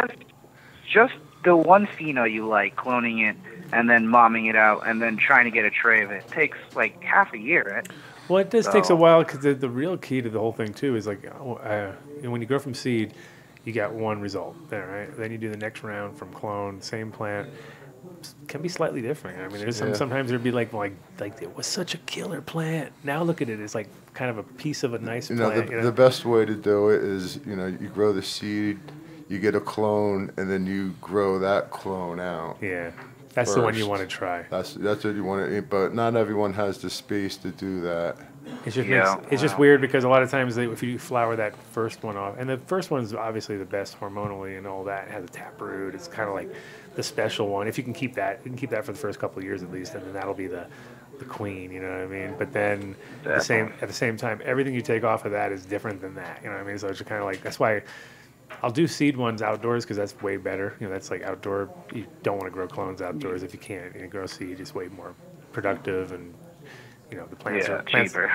Plants are happier. Yeah, well, plants are happier, and the roots go deeper, and everything's a little more like on point. Whereas if you do a clone, the roots are shallower, the plants are like, they'll pre-program to do what they do, they'll do their thing, but there's not as much adaptivity as there is with the seeds. Seeds are kind of like right at that stage of, it's almost like, you know, they're at that perfect stage where they can adjust one way or the other. Oh, this place is really cold, well, fuck it, you know, we'll just stretch out a little bit, or actually compact a little bit, sorry, and we'll make a little bit more insulated, you know, or this place is hot, we'll fucking stretch out.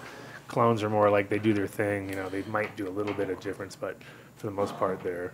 Plus, seeds will harvest more. You'll get more weight off a seed than a clone if you did it side by side outside. Definitely weight, and definitely, you know, drought resistance and all that kind of cool shit. And something that one of the breeders told me is that you don't need to have these giant plants to pheno hunt. Like he can pheno hunt. I'll pheno hunt 100 in a tray.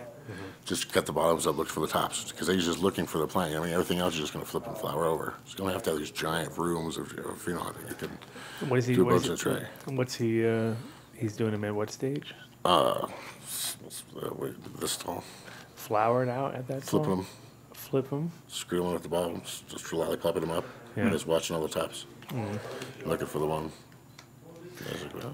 Yeah, I mean, but you never know, because sometimes those things are like, I mean, I kind of like to like let everything do its thing, and big is the most opposite way of that possible. Like nothing touching, and I mean, I'm really fucking like, there's no point in growing them from seed and forcing them to fight for their life. You know what I mean? Because it's like, I think you're gonna like not see the plant in its full expression. And the whole way to see a plant in full expression is to give it like lots of room and like, here you go, kid, you got the whole room. You know what I mean? And it fucking fills it out. You're like, oh shit, that's a beast. This guy wants is the strongest. That plant might have just grown as the tallest and, you know, lankiest, and because it just wants to survive, but then at the end of the day it doesn't hold itself up, and I don't know, seems like a shitty way.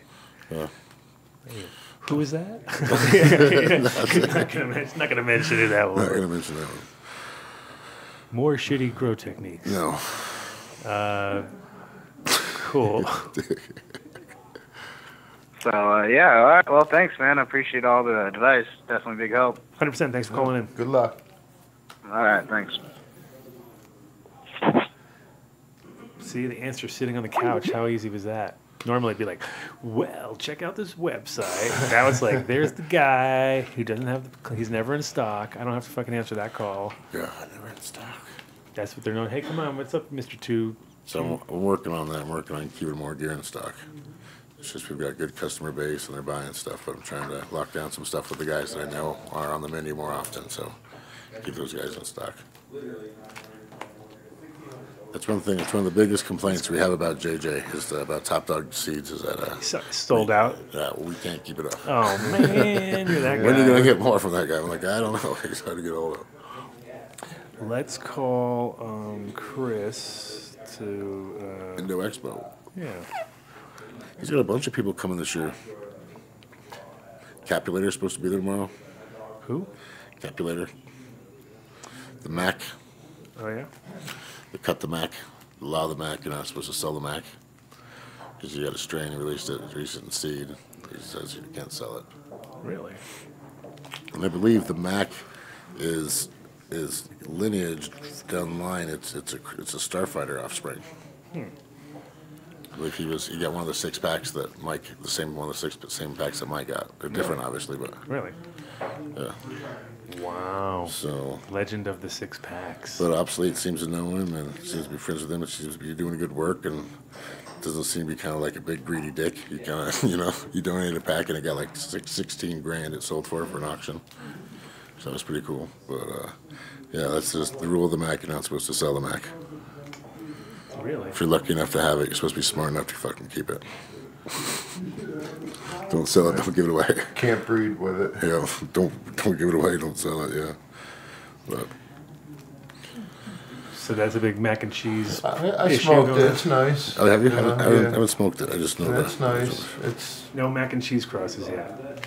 No. Come on. Although there's a root beer. It's definitely like a sativa hybrid. Looks frosty. Yeah. Looks like a prostitute for sure. The high on it is more sativa. I guess it grows kind of indigo-like. That Starfighter was a motherfucker. it's spicy, fruity. What is it? It's got some Colombian in it. Oh. So it's got a little more like woodsy background to it or something, or I mean, it's like kind of a spicy fruitiness. Sooty, fruity, tooty, spice of Rudy. It's a little of all those things. Yeah. No, but is it like back of the tongue? Is it like the back of the? Because I think those Colombians always are the point of the. Colombians, fucking Colombians. Well, really, the sativa comes in through the high more. It's more of, I guess, whatever they used. I guess is an alien cross.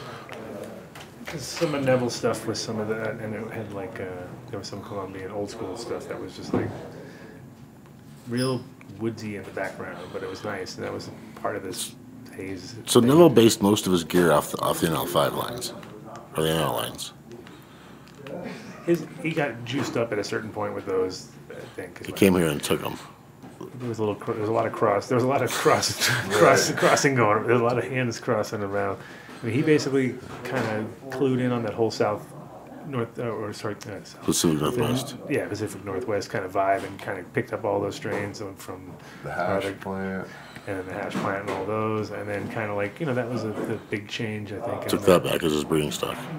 Yeah, and so that changed. Well, it's getting loud out there. Loud. To get him on the air so we can shut him up out there. What is this box? Is it dripping oil? Oh my god. Keep it down, guys. Keep it down. Jesus. See what we do have on the site right now? Tell us. Tell us. Dominion Seed Company. Dominion. Are they coming? Dominion Seed Company. Duke won't be here today. He will be there tomorrow with some flower samples. Awesome. He'll be sitting at our booth, hanging out, signing T-shirts, being the nice guy that he is. You guys doing a panel tomorrow? At 1:45, what time is it? I think it's 11 to 1:45. 11? Yeah. Really? Yeah, well, they were going to do this in the middle of the day because in the past, nobody, if they heard you at the end of the day, they didn't have a chance to go to your booth and buy your gear. Okay. And But so no, it didn't really behoove you. Saturday is business to business. It's not public, you know that. They chose it, but now once they hear you, they can go to your booth and buy your gear and be like, oh, I want to follow this guy, go buy his stuff. So that's when the big breeder panel is? Yep. I'm telling everyone it's Sunday at the end of the day. Because that's what it usually is, but they changed it on us. Man, see, this is a good thing we brought this up. They give us prime time. They were like, no, we think it's better if they follow you, they can go back and buy your gear. They're like, by the time that the show's over at 4:30, you guys are all packed up and leaving.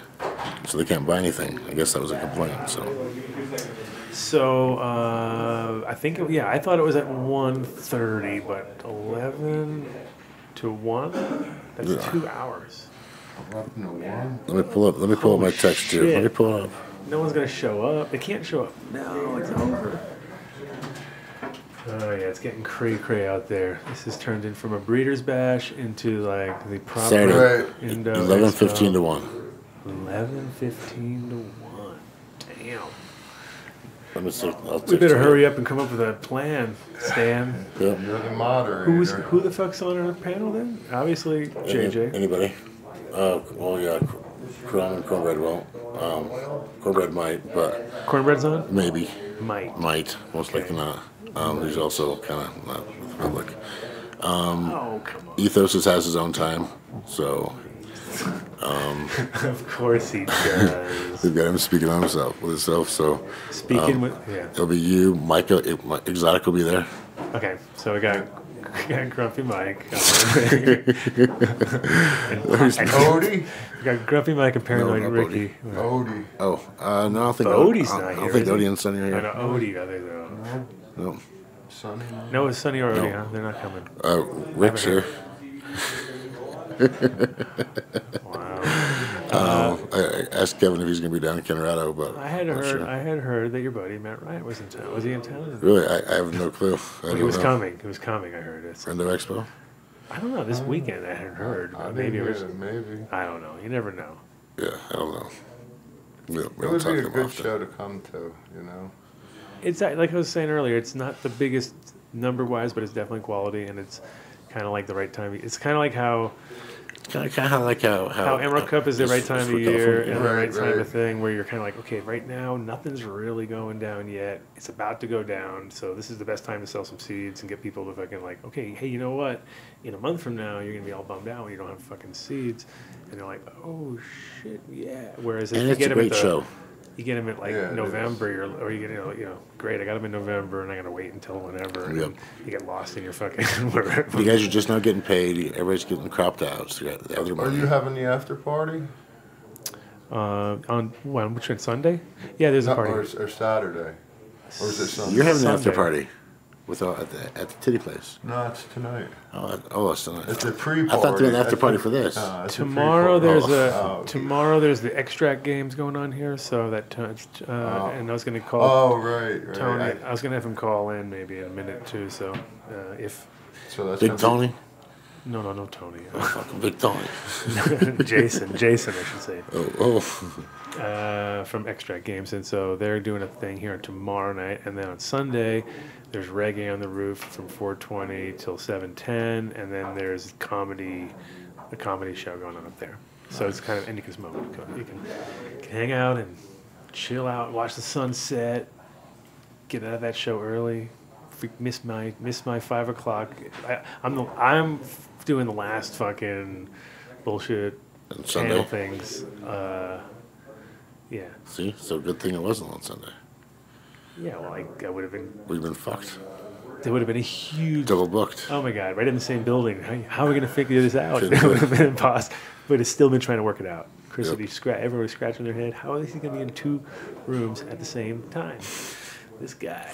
No, it is a good show because it's one of those things where you got still have the A team there, which is good. You know that it's that show because a lot of shows they have the B teams at, and when you have the B teams, those shows suck because you get there and you're like, hey, where's JJ? But you don't send a B team out yet. But if you were at that level where you had your B team, which is a lot of these other shows because they have money to burn, and they're like, you send these other kids, and then they get there and it's like there's nobody from the company, and it's just it's like the guys who know maybe a little bit, but not enough to like answer any questions that you got. And you go straight up to the guy and you're like, oh, cool, I'm so glad to meet you. And the guy's like, oh, dude, I live right around the corner, bro. I don't know anything. And you're like, oh, this is lame. So It's like all my guys are 18. That's cool. well, I think still they're sending most of their 18 people. Like, Yair rolled into town, and people are coming in. So it's not like they're like still. People kind of like to come to Denver still. It's to this point. I mean, maybe soon. That's a good show. Like I said, Chris and Stephanie, it's professional. It's run well. You show up, you got your badges. They show you your booth. It's not a bunch of bullshit. They got tables out. So I mean, a lot of shows are put together, kind of. And it's a good time to come to Denver if you board, snowboard, and ski. I saw a lot of people bringing in skis and stuff. Then it's 60. It's supposed to be at 60 tomorrow. 58, 60 degrees. It's been beautiful here. We're bringing the fire. That's what happened. Bringing the heat. Yeah, and it's okay. Let me see. Get Jason to call in and tell us about his extract games because that's tomorrow night. So if there's nothing else going on, meet a few extra judges. Hey, I'm here. That's what I mean, dude. Come on. So They today, got me right here. They so got me tonight, right here. tomorrow at Indo Expo, we'll have Mosca. We'll have TH Seeds. We're going to have a little bit of TH Seeds Fem Stock, the French cookies. We'll have some homegrown natural wonders. La Plata. And a little bit of Loud. And then, of course, we'll have some Dominion Skunk, 187, Dominion Skunk, Granny Skunk, Sister Skunk, Sour Skunk. Plus, Duke will be there with all the skunkiness. Mel's Buckeye Purple, Mel's Punch. We'll have some Snow High heirlooms. And then, of course, some Bog, some Sour Boggle, some Life Sour, some Sour LSD, and a bunch of Crockett stuff. There's Taffy, there's Tangy, Sour Tangy, Sour double Tangy Banana. So, stop by the booth. Good call there, bro. I'm going to call Jason right now and see if he wants to call in. And then we'll get 2. And of course, Exotic will be there, Swamp Boys will be there, Top Dog will be there, Ethos will be there, Brothers Graham will be there, Dominion so Seed. 2's getting ready for his grand entrance in a second. Two's got a land race program going on. Did you know? Da-dum, da-dum. So JJ, what seeds am I going to get next? Right now we're doing a bunch of And what seeds am I going to get next? a bunch of 91 back cross too was the male. We got like a bunch of the GMO cross, which we were calling the gypsy cat. Gypsy cat with flu. It was good stuff. Yeah. We still got a bunch of star dogs. Actually, we crossed that male into the Chem 4, so it's going to be a kind of a new version of the star dog. Cool. So I'll have probably those next week on my site. Also, we did it into the Chem D I-95, the creme de la creme. The creme de la creme of that. I think that flew off the site. Yeah, that I-95 is a motherfucker. Yeah, and we're going to be having a bunch of F2s, but they did not arrive yet. So I might have to take a special trip to pick them up tomorrow. We'll see. Between this, now you're telling me. Maybe I can send somebody. Maybe I can work that out because you can be at the booth. Well, but of course, if they don't sell them, they'll be on the website. So. Yeah. But is Money Mike gonna be there tomorrow? No. He was real nice. I saw him at the cup. Saw Karma too. We just got a bunch of new Karma stuff. Yeah. So we got your road dog. Yes. And we've been getting a lot of really good reviews on that road dog. Yeah, we got 4 packs of the road dog. Yeah, that's a Karma top dog collaboration. I saw that. Yeah, your branding's right on the side of it. Looks real sharp. Those packs are sharp looking. Yeah. Hairdressers and stuff in here. I like to hit you weren't his kidding. boxes, There's a lot of people that cut hair in this building. It's top notch. Yeah. Definitely. I might come up with those, I think. But yeah, those boxes. It's very bulky, you know. If you have to travel with something like that, slow down, everybody. Stop making so much. Hey, don't be. Yep, and that's why I always tell the breeders, like, always mark your packs, like your vials inside of your packs, because if, like, there's a story I tell about Bubba Kush. When Bubba came over, possibly, allegedly, wanted to pick up a bunch of exotic packs from me. And he picked up like 50 cookies and cream, 50 of Kimbo, 50 of a different strain. And so I go down, have a soda, I come back upstairs, and he's like shucking the packs, just like pulling Mike's little green discs out of his big squares. He's just throwing them into a pile. I'm like, dude, what are you doing? And he's like, I don't want to carry all these on the plane. I'm like, do you know which is which? And he's like, oh, fuck. I'm like, Bubba, like, you know what I mean? And Bubba would know this shit, you know what I mean? Like, he's been in the industry. But so that's why I always tell you, to the breeders, always mark your packs, like your vials inside your gear. Because even if somebody bought like two packs of Star Dog or 2 packs of Top Dog, they're going to pop them on the same night and they take them both out of their packages. And then they got these vials and they go to plant them. Fuck, they forgot which one was which. Right. And so they're always marked. If your gear can get away from your marking, always mark your packs. Locked in? Are you locked and loaded now? Oh, it's official. He's got 2 live crews in the house. 2 live crews. 2 no crew. 2 no crew. Platinum Huckleberry I thought you were coming with a whole crew. I thought you were coming with the whole posse. Well, all like the way. Luke and those guys from I don't know, somebody. I One figured row that a band. long drive, you'd want to have the extra person to wake you up when you're about to go over the fucking side of a cliff or something. Actually, man, I just didn't.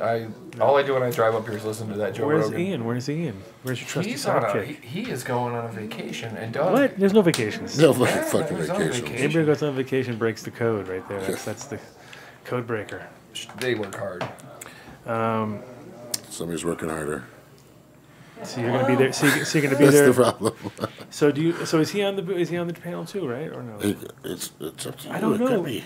No, we don't know. We don't know. What do you I want us just to be figure about? every time I show up to these, you guys make me. No, he'll be there. He won't be there. So Mike Marquez suggested something about being a commercial, aimed at commercials, since they're a bigger rec show, kind of. So we could have a panel on commercial things. So I'm like, fuck, I don't really want to talk about commercial shit. But it's up to you guys. You guys can talk about commercial grows. Okay, so How we're back to the classic Adam Dunn show style show based on the Seeds Here Now overview of how to do it.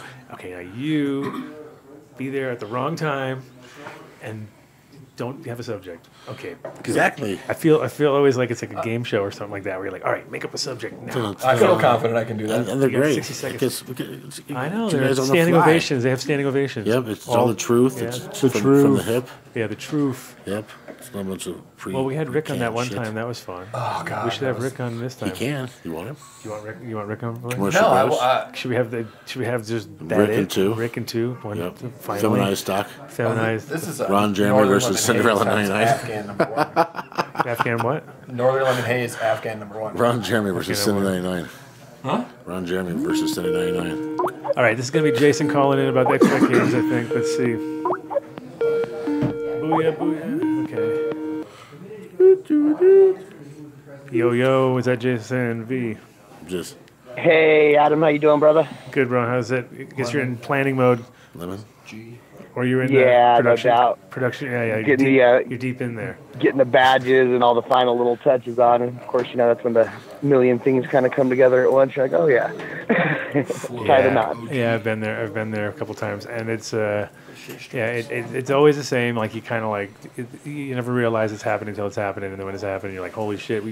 Now I thought of all the things we should have fucking probably done. You're like, Too big? Is this gonna be too small? Is it gonna be just right? Yeah, but you guys, absolutely. But you're now in a couple of years, right, or a couple of rounds? Or, tell us how it goes. Yeah, we've actually been doing this for this will be our 5th year in April. We've kept it underground for the first 2 years. Yeah. This will be our 3rd official kind of coming out to where, and we actually do 6 qualifiers a year before we get to the official cup in April.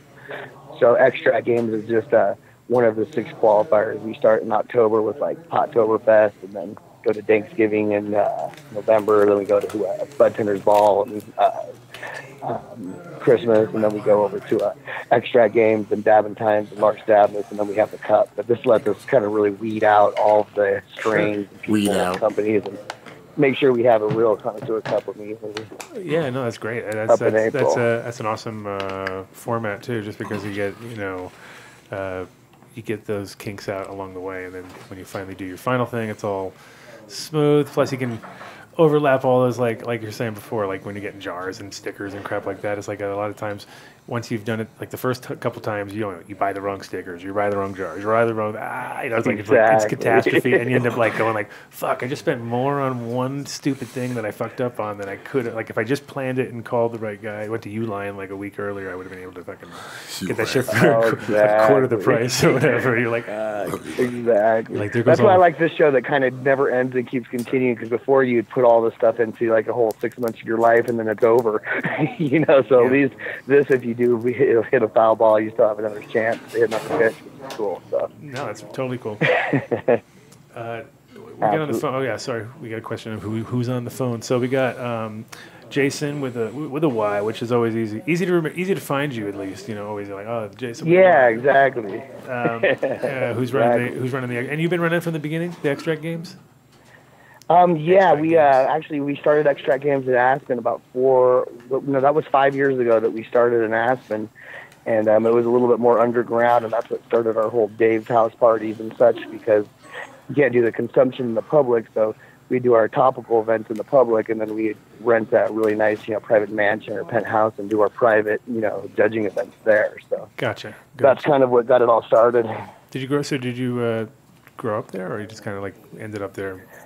Partying. Yeah, actually, I was born in Glenwood in the Broomfield Valley, so I was like, went to school in Carbondale and worked in Aspen, and so I was kind of all over the place there. So I know quite a bit of people there, and it's a fun little stomping ground with the did you guys do this make-believe reality. Did you guys do your thing this year? Because you guys were also doing like you're saying Dave's house up there. That was did you guys do your Method Man Red Man thing, or was that happen or not happen? Yeah, we're actually working on trying to get him booked for the Cup on 420. So it's looking like we're going to be able to land them with some judges. So we're actually going to just go out to the Bucci Bellows on Sunday and have our closeout party. And hopefully, I'm going to lock the deal down this evening. So right. Thoughts on that.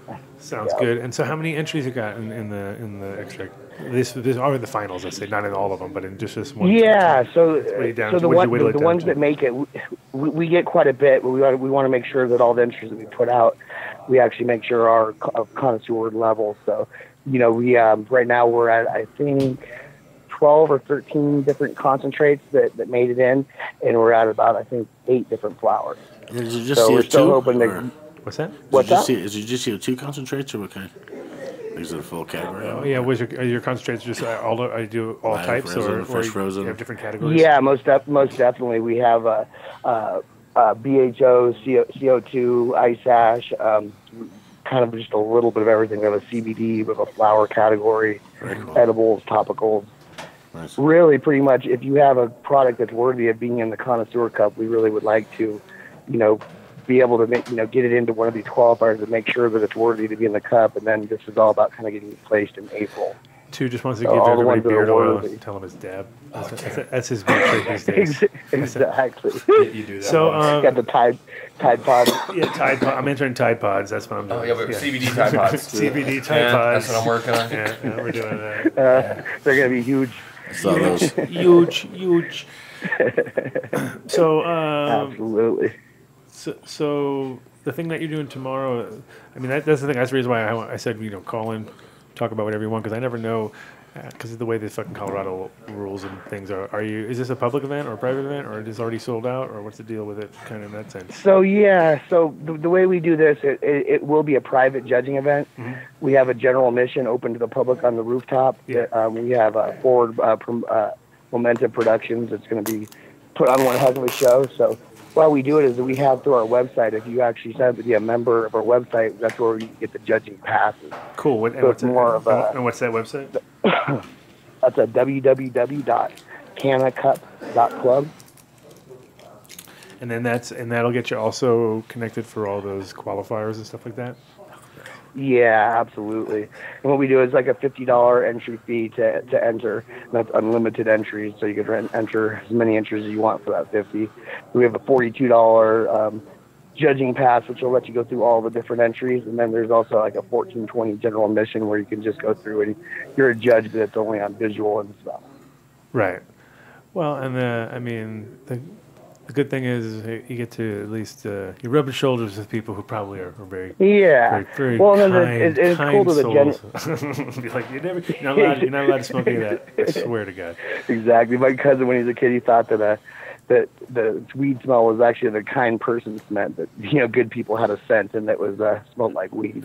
His radar was very on point then at that point. Yeah, exactly. Well, now it's like if you walk around and you smell somebody who smells like Deemsters, you're like, yeah, we know what you're up to. They can't hide it. You know what I mean? They're like, how'd you know? And you're like, hey, Never forget.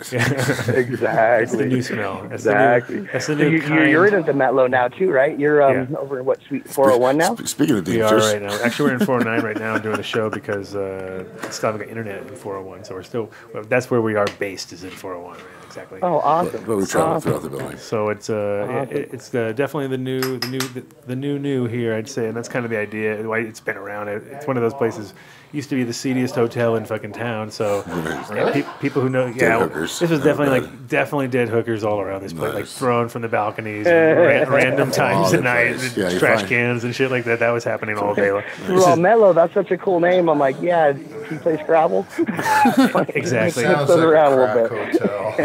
Well, when you see the old sign, you're like when you explain it to people, they're like, oh, he just took the sign and just moved the letters around. That makes genius. You know what I mean? And it's just like genius. Not to have to. It is a cool sign too. So yeah, not to have to waste that money and do a second one. 100%. And and the thing is, it's a cool building. Now I walked up. If you need a haircut, there's only like nine different places here. They said that's the limit. I asked the owner, he's like, Mark. I asked the owner, he's like, I'm like, what you need is like we're gonna start a couple more murder mystery or something. You're a beard cutter. I need a few more barbers in this place. And he's like, no, we're at 9. 9 is the limit. I'm like, 9. That's like how many suites are in the place? 6 too many. It's only like 15 or something, right? It's like 4 of them are not. Yeah, it's crazy how many are not. But in general, that's pretty funny. It was funny. The last time I went, I actually did need a haircut. So, well, that's the thing. I need a haircut. I need a haircut more than anybody that needs a haircut, and I have to walk by all 9 of them every day. And I walk by them, and I'm like, now how can I go to one? Because if I go to one, they're gonna all be like, what? It's like just gotta peek and be like, tell me why you don't cut my hair better than the other 8 people in this. Go shave it off again. You gotta make them compete now. Now that they got so much, I know. Well, hey, this one would do this. They have to be good too. That's the problem too. I'm already afraid to have to walk a shame past somebody basically. Go show it off. Exactly. Just cheated on my hairstyle. No, why? Because you want to see it? Before the panel tomorrow. No, that's ridiculous. For a panel of 12 people, no one's going to show up because we don't even know what time. We didn't even. He'll never be there, so forget about him. He's going to be gotta be stuff. there. I'm 11 o'clock in the morning. Yeah. It opens at I got 9. up at 7 this morning. It opens at You 9. guys have No. some weird. No, it doesn't. I just think I sleep all day. It opens at 10. It was at 10. I've already looked it up. Anyway, so Jason, what time's your event? What time's your event roll off tomorrow? Like it's at 10. It's 10. We're going to start kicking off right about 4. It's going to go from 4 to 10. We have a shuttle over at the Indo Expo with high-end transportation that's going to be leaving 4:30, 5:30, and 6:30. From there back over to the Metlo. And nice. I think we're going to do a little, Uncle Stoner is doing his squash off competition as well. Oh, good. So I think we're going to do a late flower entry to where people can still bring in flower up until I think it's 5 o'clock or 6 o'clock the deadline. We'll say 5. I can't remember if he said 5 or 6. But that way people can just bring in their own entry buds and they can participate right in the squash off with him as well. And he has a bunch of special guests that should be there tomorrow. Sounds like it's going to be fun. Yeah, sounds good. Well, cool. I guess you're gonna be cruising through the show. And no, you'd be all setting up. You're stuck. I know how it is. You're like nothing. You can't. You have no life until Saturday night or something. Judges. Absolutely, it's my little girl's birthday. Judge birthday party. I know you're short one, Judge. Obviously, so I'm like, 1 or 2. I'm offering. Well, we might need a Adam Dunn Judge. Celebrity judge. He brings in the crowd. I do have a pretty close location, so it might work out well. Well, if you can make it, we would love to have you, bro. Cool, absolutely. Cool. Well, let's Yeah, we'll save you a judging pass for sure. I think we'd love to have you. Sweet, and we'll link up tomorrow for that, and then at the same time try to get you on the show, maybe after the fact, and you can save a few of the winners, and we can give some extra hype to whoever wins, so that's like some guaranteed. Absolutely. Just like next week or whatever. Not too long. And that's kind of the structure we want to let these people to know that it lasts. It's not like one of those competitions where you buy it off and then it's just over with. You know what I mean? Like if you win, you have to pay all year to buy it off. The whole year to get there. Yeah, exactly. Can't buy it off right away. We'll make you buy it off in 7 increments. Yeah, it's a slow, painful buy off, which will take over a year. This just ends. Wait. I make sure I can't even be in the room when the judges do their thing because I don't want any responsibility. Sure. We got some breaking news, Jason. Hold on. Breaking news. 11:16 to 1 p.m. Sunday. 11:15 to 1 p.m. Sunday. 11:16 to 1 p.m. Much better. Way better. Oh, we're so much happier. Thank you. So I have 2 things on Sunday instead of both days. That's great. I can just. So we'll actually both be available to judge tomorrow evening. Perfect. Beautiful. All right, so there you go. Sweet. And we can hype up the incredible. Now we have because we'll have an idea by that point, right? Yeah. We'll actually have a whole plan. Great. And a PowerPoint. I hope. Nice. No, don't think so. All right, Jason. So we're going to link up tomorrow for sure. And like I said, next week we can hype up all the winners.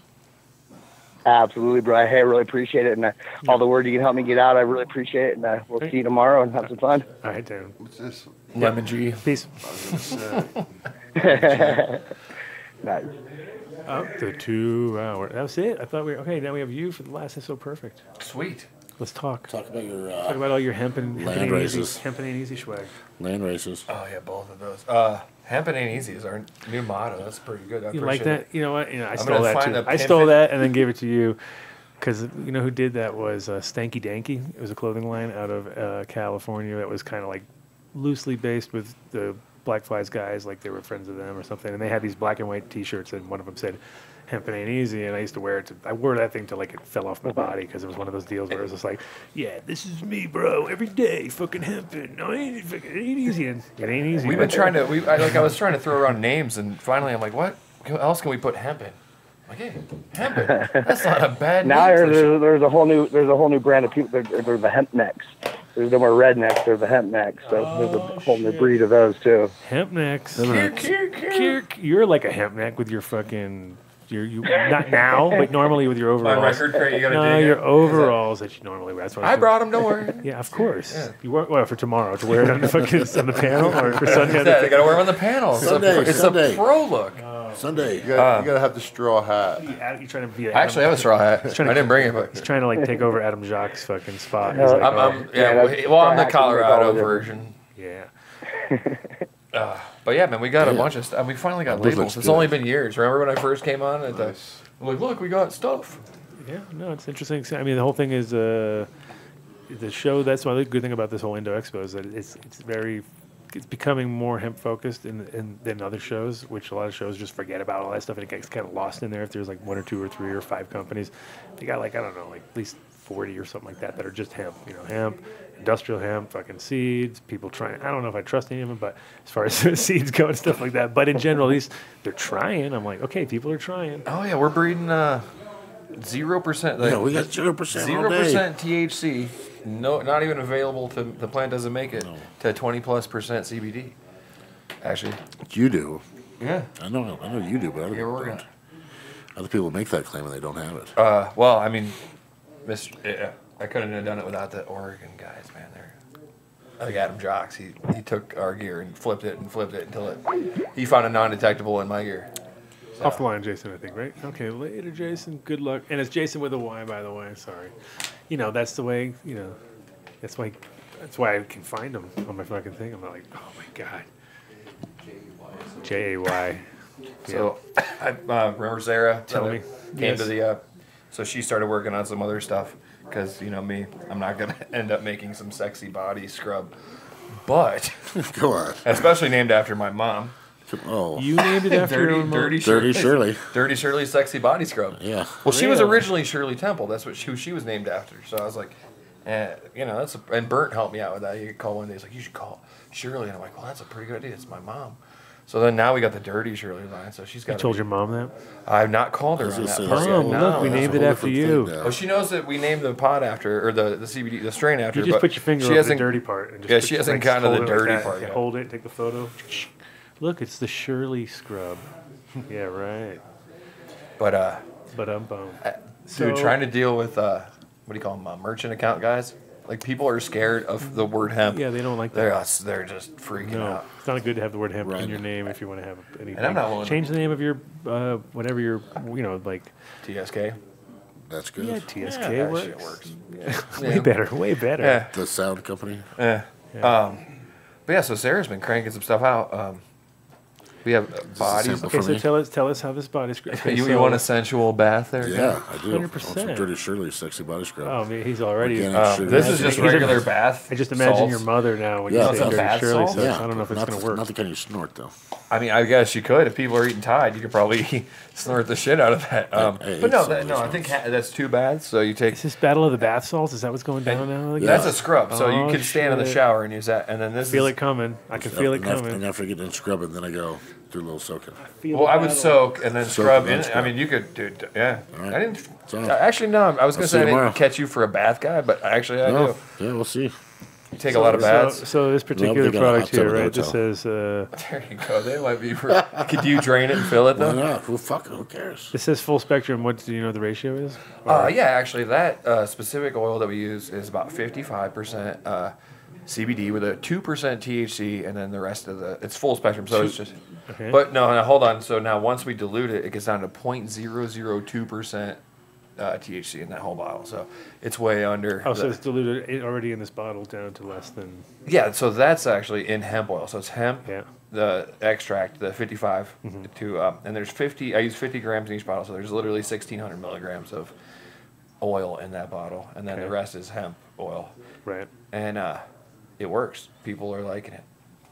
Okay. It sucks you can't tell anybody what it does. Like so, basically, like I know I can't be like no. So the FDA says this does not in any way help with epilepsy or anxiety or pain or what else would you not use that for? You wouldn't use that for period cramps. I know that sounds weird because we're a bunch of dudes, but that really does help that out a lot. It does not work for that. You can't say that. It doesn't work. It doesn't. I said the FDA does not say it works for any of these things. It doesn't work, bro. It doesn't. No. So don't. If you have any of those problems, do not try CBD. Don't. Because it will Slather not it all over you. Don't just work.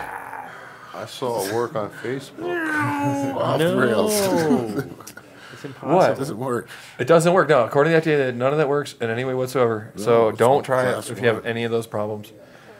We got some lavender roll on that's calming. I don't know what she's been going on since the Emerald come in. She's just been cranking them out. Yeah, we got a nice website coming up. So are you using all the same base product in all these different things, or is it kind of like this one's got made with this one's made with anything with alcohol, or just all? No, it's all the same oil. All the that we same use. oil. Okay, same base. And then like some is coconut based, some is hemp based. So it is different based. What's that? So it is different than hemp-based, coconut-based. Okay, that's But what no, it's the but oil that we use is goes like, in the same oil. Same yeah, oil. all the same oil. Same oil. It's easier to test that way. Right. You get one test, look at the oil, and then you mix that in. Just, Here's I am my- getting here's my some ratio. distillate this weekend, but I don't even know what I want to do with it. Well, you just want to have it for. I just want to collect it. Well, no, my buddy ran some 'Cause it looks distillate like- for me, so I got CBD distillate. I just don't know if I want to put it in anything. Right. Yeah, you should. Yeah, probably. You have distillate and you're getting isolate, or you're getting distillate. You said. I don't even like distillate. I would rather have full spectrum. But he Well- made me some distillate, so I was gonna grab it Distillate better than isolate. for sure. Okay, so yeah, we're halfway. Yeah. Jibba-da-doo, jabba-da-da. So is it coming out like really nice color and beautiful and like, or is it looking? The distillate was clear. Yeah, a little off or. No, it's totally clear. Clear. Clear.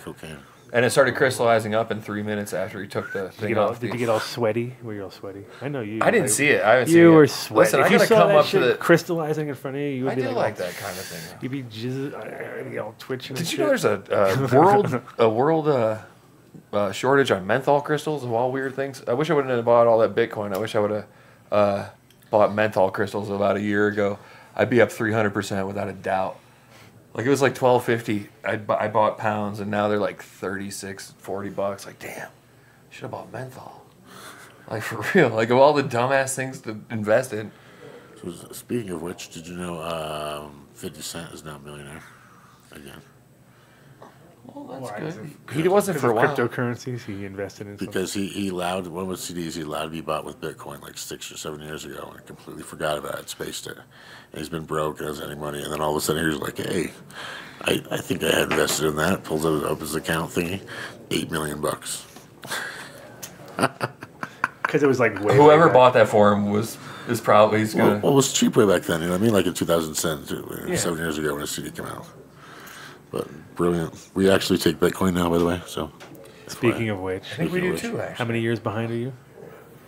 Everybody, we're all. I'm like CC the other day. We got an email from somebody like, "You got Bitcoin?" And she's like, "I don't know." And I'm like, "Fucking, of course we do. Yes. We accept it all." way easier than finding a merchant merchant services processor. guy for under Good 20%. Jesus, Dude, you know what I'm saying? 14% of the Mexicans. yeah, they want your money. 18 I'm, of China. I'm working on it for you. okay? Yeah. I'd have to charge more for my products if I had to do that. That's what I'm saying. That's what people don't understand. It's It's not like cool. I pay the Mexicans 14% of every single dime they get. It's like, damn it. Bastards. And Uncle Sam wants his fucking part.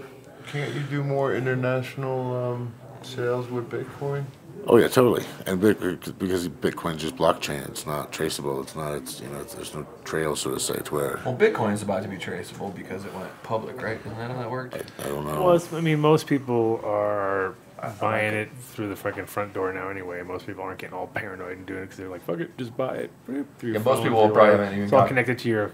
It's connected to your bank account, Right, so it's 100% but the problem with traceable. seeds though is that they don't. The U.S. bank won't give me credit card processing because they're like, no, even though hemp seeds wouldn't know regardless of seeds. Mm-hmm. So that's why I have to go offshore and have China and Mexico do it, which rob you and never pay you and take 14%. Because U.S. banks won't do it, no matter how good my banking It'd be is. cool if you could. Yeah.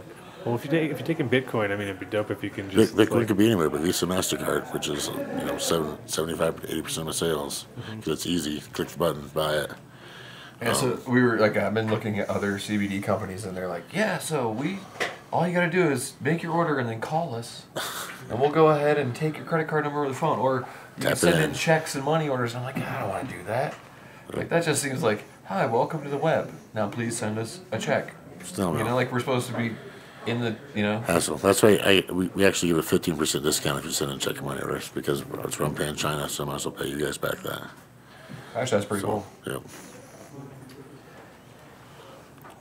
So besides that, we got what else? You got beer? Oh, dude, no, I don't have the beer oil. That's tell us easy. about the tiger's blood, of course. Tiger's blood. Everybody wants. Everybody wants that. Work for me. Okay, so tiger's blood is topical that has 500 milligrams of CBD in it, and a bunch of really weird herbs and spices, like weird herbs and spices, like the kernels. Yeah, exactly. Sounds exactly like secret herbs and spices. But no, like cinnamon and like there's some clove and some peppermint, and cinnamon, but some other weird stuff. This actually does not in any way help my back when it hurts or my neck at all. My back. My neck. Yeah, no, we're not going there. No. And this, my landlord says this definitely does not help his arthritis at all. Like, not at all. Not at all. Not at all. So that's your sales pitch right I'm not there. allowed to make medical This claims does at not, all. Like I can't tell you this does anything. So work. I could tell you what the FDA says it doesn't do. Oh yeah, I forgot we're on. You know that what I too. mean? See, So you were better than me. You're on more. You're on more. This doesn't do anything according to those guys. So that's I got to stick that with that stance because if we say you don't want to be Stanley'd, where they send you cease and desist letters for no. Fuck them. I don't doubt they're going to do that, but. What they get. Oh, this you don't want to get that out of the gate. That's for this sure. stuff definitely doesn't do anything. help balance your blood sugar in any way whatsoever. Oh, well, that would be ridiculous. No. That would be ridiculous. Oddly enough, it doesn't do that. No. I like to try all these out and see. I do appreciate it. Oh, I read some studies online that say that CBD definitely doesn't help with breast cancer either. Oh. Yeah. So don't look into CBD if you have breast cancer at all. Damn. According to the FDA. You went there, huh? Oh, it totally works, man. Save the tatas. Who wants to see dude. Rub them on your titties. Yeah. There you go. Exactly. There you go. Just saying.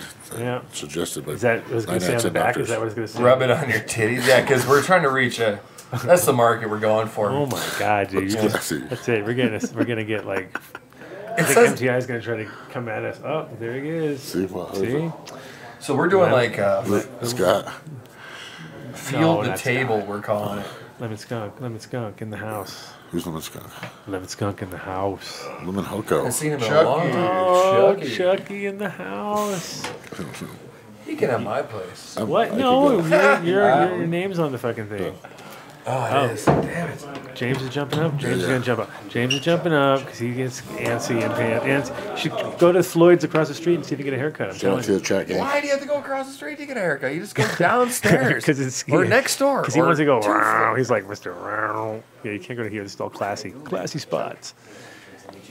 Oh, Chuck, jump on. Dude, yeah, for real. For real, I swear to God, it was a while. Have a seat. You can join the conversation. Here you go. You see, you gotta say hello. You thought you were gonna come in and just like do nothing, but no. Now you're on the air. Now you're live. You're live. Are we live? We are live, dude. You're shot 4 different ways. It's sketch. You're lucky. The show should have ended 5 minutes ago. Exactly. So. But luckily it's 45 minutes late, so we're looking good. Were we late today? Yeah, we were 45 minutes late, and mostly because of you. Because I started a half hour late purposely, and then all of a sudden we fucked up. We completely like ethered to the nothingness. You know. I told you I'd be here. No, you said 4:30. You said ish. I did. I think I got her. Well, traffic, dude. Denver's brutal. Way later. Like the minute you hit Denver. No, I was here by 5 actually. Ish. Yeah, then you stayed out there and you were afraid to come in. You were like giving me. Afraid to come in. You were just loud and obnoxious and made a big mess and. Do what you do. This is what you do. You came in like a whirlwind. Look at how he's all smooth. He comes in. He comes in like a ninja, and he always leaves like this guy is the lever of all levers. Like, you know, you get that friend who's like, you're like, yeah, what up? And then all of a sudden, gone. He's that guy. My dog. It's always my dog. It's his dog is going to chew its way out of the fucking garage or something. That's usually the excuse. And then I call him later. What happened? Dude, my dog, I got to walk him at 9 o'clock, right? Right. See? Right. I think it's right. Hey, talk on the mic. We got the mic. Is his mic working or not? Oh, yeah, he's No. on. Are you good? So you're here for the you're just here. You're not here for the show. You're just you still live here, right? Or no? Still live in Colorado. Ish. Still bouncing all over the world. Oh my God. You know, trying to figure it out like all of us, man. You going to Spanibus? I'm gonna try to make it out to Spanibus. I got Petey trying to get me a ticket, so I'm like, come on, Petey, give me a ticket. He's like, 2 weeks ago, yeah, mate, I'm going to get you a ticket. And then I'm like, cool, let's do it. And it's also like, I want to put you on the show, yeah. And then I call him one day, and he's like, oh, mate, we're not talking today. No, I'll go nuts. I'm like, yes, that's perfect. We want you to go nuts. We need Petey. Because he's going through the opening up a club in Barcelona gig as a foreigner, getting reamed, obviously, I'm sure, but the building codes and all the bullshit. You know, he's dealing, and he's got his doors open, but he's still in that phase where it's like, you know, who knows? They could come in with the fucking like, yeah, you got to put in this bullshit. He's like, ah. So he's in that mode where he's just going nuts. But anyway, hopefully I'm going to go too, because that seems to be. It's kind of like if you can hit that one, Emerald Cup. Locally here, this fucking Indo Expo is a good one. And then there's a couple, like 2 or 3 more, and you're done. Like, that's enough. You've done every other month. You know, you kind of figured it out. Because above and beyond that, you're kind of like spinning your wheels, I think. Unless you want to just be part of chase the rainbow. Like, woo. And, yeah, if you make a lot of money at your booth, rocking and doing like old school, and that's what you want to do. But it's also like, I think with a lot of things, when you walk away and someone runs it and you're like, dude, it's still running. This is awesome. That's like when it's like a success. You know what I mean? Like you actually got to that point when that's hard. Put in work at that Emerald Cup, dude. Like I put in work. You guys all did, actually. Yeah. We try. I didn't walk around a lot. I probably took like 2 hours off. It's always what do you got? What's going on here? Oh. Goodie bag. Verde. Look at him average. Some selfless. Man, could you have a louder bag? What'd you guys do? Making it a... So we got these cartridges from Dab Logic. We've been working with Dab Logic. Cartridges? And, solventless cartridges. Where are we? You know? Now, this is going to be... how many came Childproof. Come on, you don't hand me a childproof. We're in Colorado now. They'll never They're adult proof. They're more proof than anything proof. Yeah, exactly. Adult proof is So this is for... this is for a pen. So yeah, it's just solventless cartridges. There you go. You got it. Not cut with anything. I'm crafty. Not cut. You know what I mean? Bleeding. It's not stepped on. You're it's cut with the cut with the packaging. Oh shit. So this one's kind of been used. Do they burn to the end, or they leave it kind of like that's the problem with the good ones? They always end up like kind of caking to the side. We're doing some tweaking. For pretty nice looking solventless. Yeah. Can you open it up post? Because this one. Yeah, a lot of this. Because I mean, a lot of times I think like take the initiative here. You know what I mean? So no button, just hit it. Just hit it. Initiative. I finally went recreational at there. Have you not heard that word in a while? Not in my world. Yeah, you went rec over the shop there? Over the shop. November, we hit rec finally. It's only been 4 years dealing with regulations and bureaucracy. And that's usually whenever I either see you or I run into you, it's either like you're just coming from there, going to there, dealing with a bunch of bullshit. That's pretty damn awesome. I'm telling you. Is this just a hit? It's just a hit, no button? Yeah. No button. Wow. Just hit it. Takes a bit to get warmed up, but yeah, that was yummy. Thank you. Oh, you're welcome, buddy. So yeah, man, everything's good. We got the Expo Indo this weekend, and Expo Indo. You're going to a different show. The Indo shit show. That is tasty. That is very tasty. The Indo shit show. I'm going to the other show. Sorry. It's all right. We had it as Info Expo at one point. I was like, we're going to go to the Information Expo? That's cool. That'll be very informative. You hope so. What if it wasn't? A whole expo of information. Wow. Random. Just random. Yeah, you'd be like, each booth is just some other information. Bring your booth of information of whatever you feel is informative. Because that's what we're looking for. Informativeness. Hey, can we... I need a water if you can. Thank you.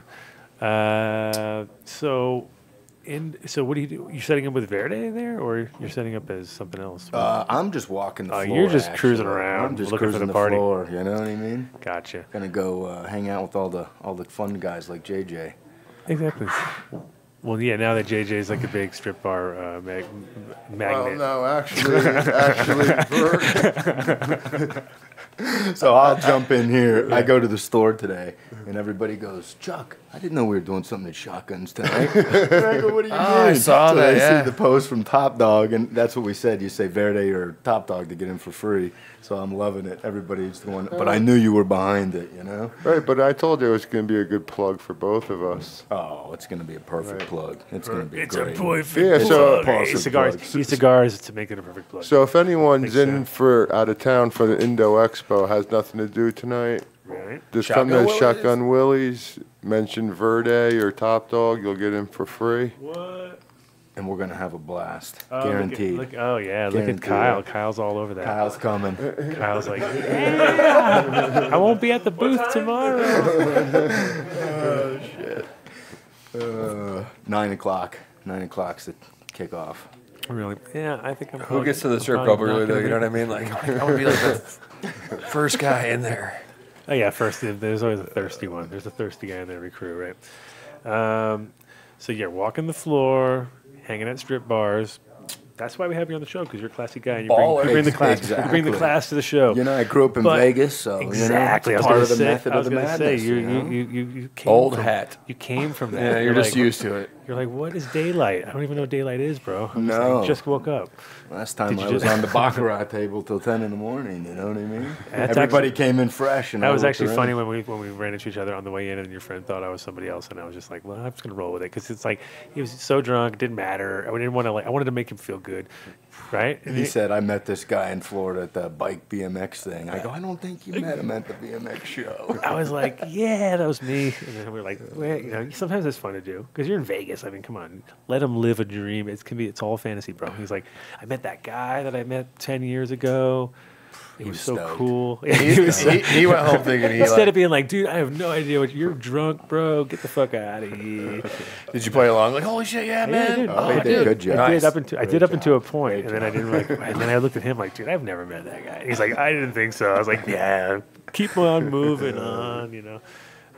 But in how's the growth situation? Because I know you guys were going through the hell over here too with that forever. Did you guys settle that final? Finally got the growth situation Is that settled. a separate thing, like the rec and the now you have to do it again, or No, or is it the same we're place good. and you just like Same place. blanketed Yep. the whole? Yeah, just got caught up in all the paperwork like everybody else. So finally we're rocking, man. The only difference between our rec weed and med weed is the color of the RFID tag on the plant. Right. You know, a lot of people think because of the rec weed it's a different quality level, but that's not what we do. We keep it all good all the time. So You know, it's like Amsterdam where you got like the same. It's the same plant. It's just you guys get the good part, and then you guys get the swag part. There you well, go. no, oddly enough, medical has less restrictions on it than the rec And you does. just call it two different things. So, like, you could, I mean, theoretically, yeah, there's a lot more, you know, like the pesticide testing and all that stuff is totally different for the med market. They don't really have any of that when it got put into it's a the thing. So, like, that was always one of those weird, like, really, like, and doesn't make sense. it's crazy. I mean, you're better off doing it anyway, and just being like, yeah, well, we just do it because that's just the way it is. Exactly. No, it's what a jump of hoops we've all had to go through, man. It's been brutal, you know. But we're here. Some of us are still here. I don't even know anybody honestly these days compared to 8 years ago. Yeah. Because I came out here in 2009. You know? Right, exactly when I came here, like Yeah. 2010. It's a whole new landscape. You were there. You were there. I too. was there. You Yeah. know? It's a whole new landscape now. So Yeah, you know, and it's yeah, a lot of people ran to California because I was like, ooh, that's the new gold rush, and you know they all ran to that, but that's the regulation rush really Dude, at this huge point. things going up there though. Like, Oh, holy huge! shit. Yeah, it's getting to that stage where it's just like, oh, okay, it's like all right, whatever. industrialized cannabis these Yeah. days. you And it's know? gonna be great though.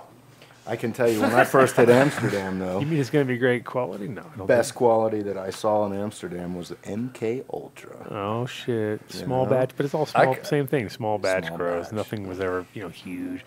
I quit buying weed once I met you there. It was Oh. Cushage. Yeah, Cushage. it was Yeah, it Cushage. was- Cushage made me quit. quit Well, no, buying I weed. just couldn't. The coffee shop weed sucked and it was expensive. I asked you for Right. some herb and you were like, yeah, sure. Here.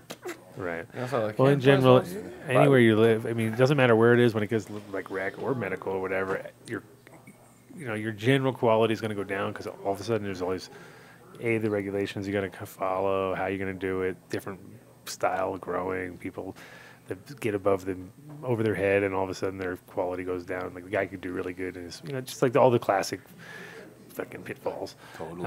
And occasionally now you really see like actually more and more you start to see like, okay, people are starting to get on lock. It starts to look like typical Dutch, large scale, commercial, old generic, school, generic growing, which is what you really want to be doing. If Power you're trying, plant. Yeah, just like, okay, it works. Blah, blah, blah, blah, blah. You know, it's like, it's not like there's no, and they're really waxy and fucking almost too dark. And you're like, oh, I don't know, that probably don't burn so good. But whatever, it's still making money. And that's how these guys are all like generating like bigger, some pretty good weights. And 3+ a light, man. 3+ light. Is it any good, man?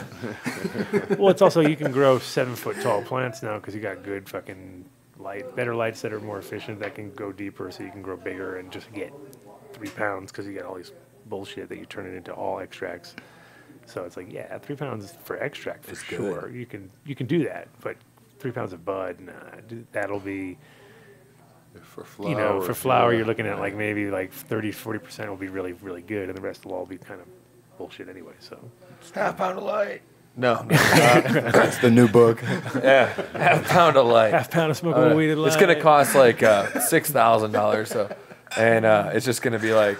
Well, I mean, the thing is that, you know, I think it kind of like comes with the territory too. Like whenever, I even remember in the very, very first selection of bubblegum, it was like smallest plant had the most resin, but it was, you know, too small to fucking care about. Biggest plant, less resin, but it was fucking humongous. You know what I mean? It was just like, oh wow, this is like a perfect learning curve right here. Because you're like, do you go for this one? Would be terrible because you'd end up with just big giant colas of nothing. You know what I mean? Or you go for this one, you get such a low yield. And even all the other ones in between were like Goldilocks, where it was like a little bigger, a little bit less resin, a little bit, and kind of like as it got bigger. And it's not with every strain like that, but with this. But a lot of times, like the energy goes either towards resin reduction or towards production weight, you know. But isn't it like that with anything that's really good? You know what I mean? Pumpkin, yeah, a lot of stuff. Fruit, pumpkins, things, you know, vegetables and stuff. Bigger ones, they're like fish, even like, you know, too big of a fish. Yeah, everything is they're better kind of like, they got a little bit old. You know what I mean? Like they're better when they're in that young phase. Get them when they're young. Like, no, but it is. It's pretty much, and even with vegetables and stuff too. And sometimes when they're super young, they taste great. Let them get a little older. Like zucchini. Yeah. Yeah, you got to get them right at that spot. Or like cucumbers, if they get too big, they just taste all bitter. And well, shit. then the seeds get too big. You can't really eat them. Yeah, I wouldn't want to eat a 10,000 pound pumpkin or anything. You know what I mean? Nobody does. I want to make like pumpkin pie out of that thing. They don't. They're just for show. Giant tomatoes, they never taste awesome. The giant pumpkin guy. The giant pumpkin guy. No, but I mean, at the end of the day, you know the IV milk into those pumpkins. There's like a sweet spot with everything. Intravenously pump milk into it for the calcium to get it to be that big. I have a whole. Have you ever seen Lord of the Gourds? It's like a movie that was on. I have it on DVD. It's a movie now. You're talking about on PBS. There's a documentary called Lords of the Gourds, and it's all about those dudes, like that back east, and their quest for the giant pumpkin. Right. And like these guys got like pumpkin hammocks that hold it off the ground, and then they got like they like IV it with milk, like IV bags. They're just pumping like gallons of milk into it a day. What year is this from? It's a little while ago, maybe like 5 or 6 years old. I'll have to watch that one. It's pretty good. I'm definitely going to be watching that one. Netflix. IVs of milk. I don't know. Lords of the Gourd, man. That's a good movie. Right. Yeah, I actually got it on. I only own 3 things on. We know Ron Wallace is either it's got to be on YouTube. YouTube. It's his competition or something, but he'll be like, that's bullshit. It's like, do you remember way back in the day, I don't know, there was a documentary that came out that was like before people even had half a fucking brain cell, it seemed like, because they were showing people harvesting spaghetti off of trees. You ever seen that? What?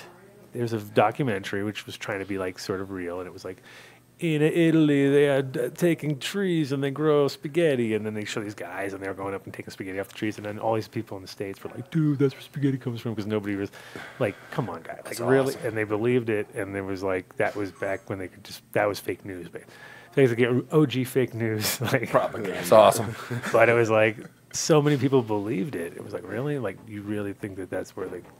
It just looked like spaghetti flops on some bushes. You know? Oh, but no, these dudes were literally injecting milk into their pumpkins. I'm not even kidding. Like, and this is a real, that's what I'm saying. This is not like this. Oh, no, it's a total PBS documentary called Lord of the Gourds. I'm Check it out. No, Google it. No, I'm not Googling it.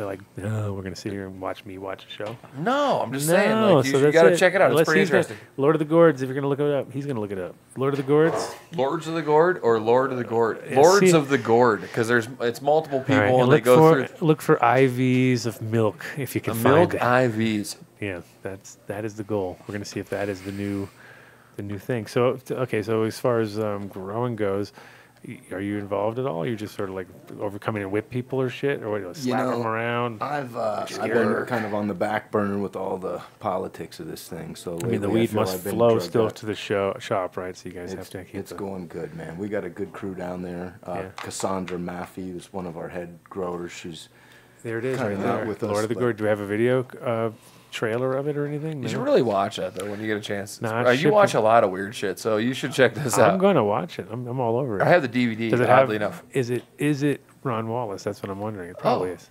Probably. Probably our sponsor. It's probably like he's like, dude, that's me. I'm like, hey, that's me. That's the kind of. That's how small the world of giant pumpkins is. It's not as big as you think. it's not as massive. But it is pretty awesome. Not as big as the pumpkins. I think I talk about pumpkin guys on the show more than anything, just because I have this one guy, Cam, who contacts me all the time, and just it's amazing how passionate these guys are about their shit. Like when the season's down, I got like a day-to-day. Today we did this. We did that. Here's a vote. Like all here's the. I'm like, wow, you guys. So on that video, the dude take it dropped so- his pumpkin that he was growing, and he literally was like just crying. He dropped it with the Like, forklift. Or accidentally dropped it on the ground and got disqualified, and he was just in tears because he obviously worked. Well, yeah, it's when JJ like slams the door on the van on his like prized plant and right at the show. And look at him, he'd be crying. He'd be crying so bad. He'd be like, "Star Dog, Mom is gone." No. We've all been there. We've all been at the dead.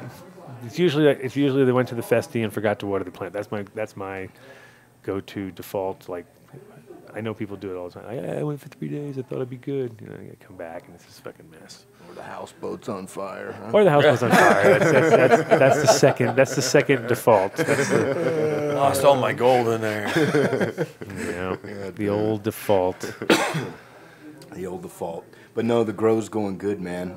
We got to get you guys over a little tour to come check it out. We're That would doing be all cool. We could we're do doing a- all soil beds, so it's been really interesting with the live soil.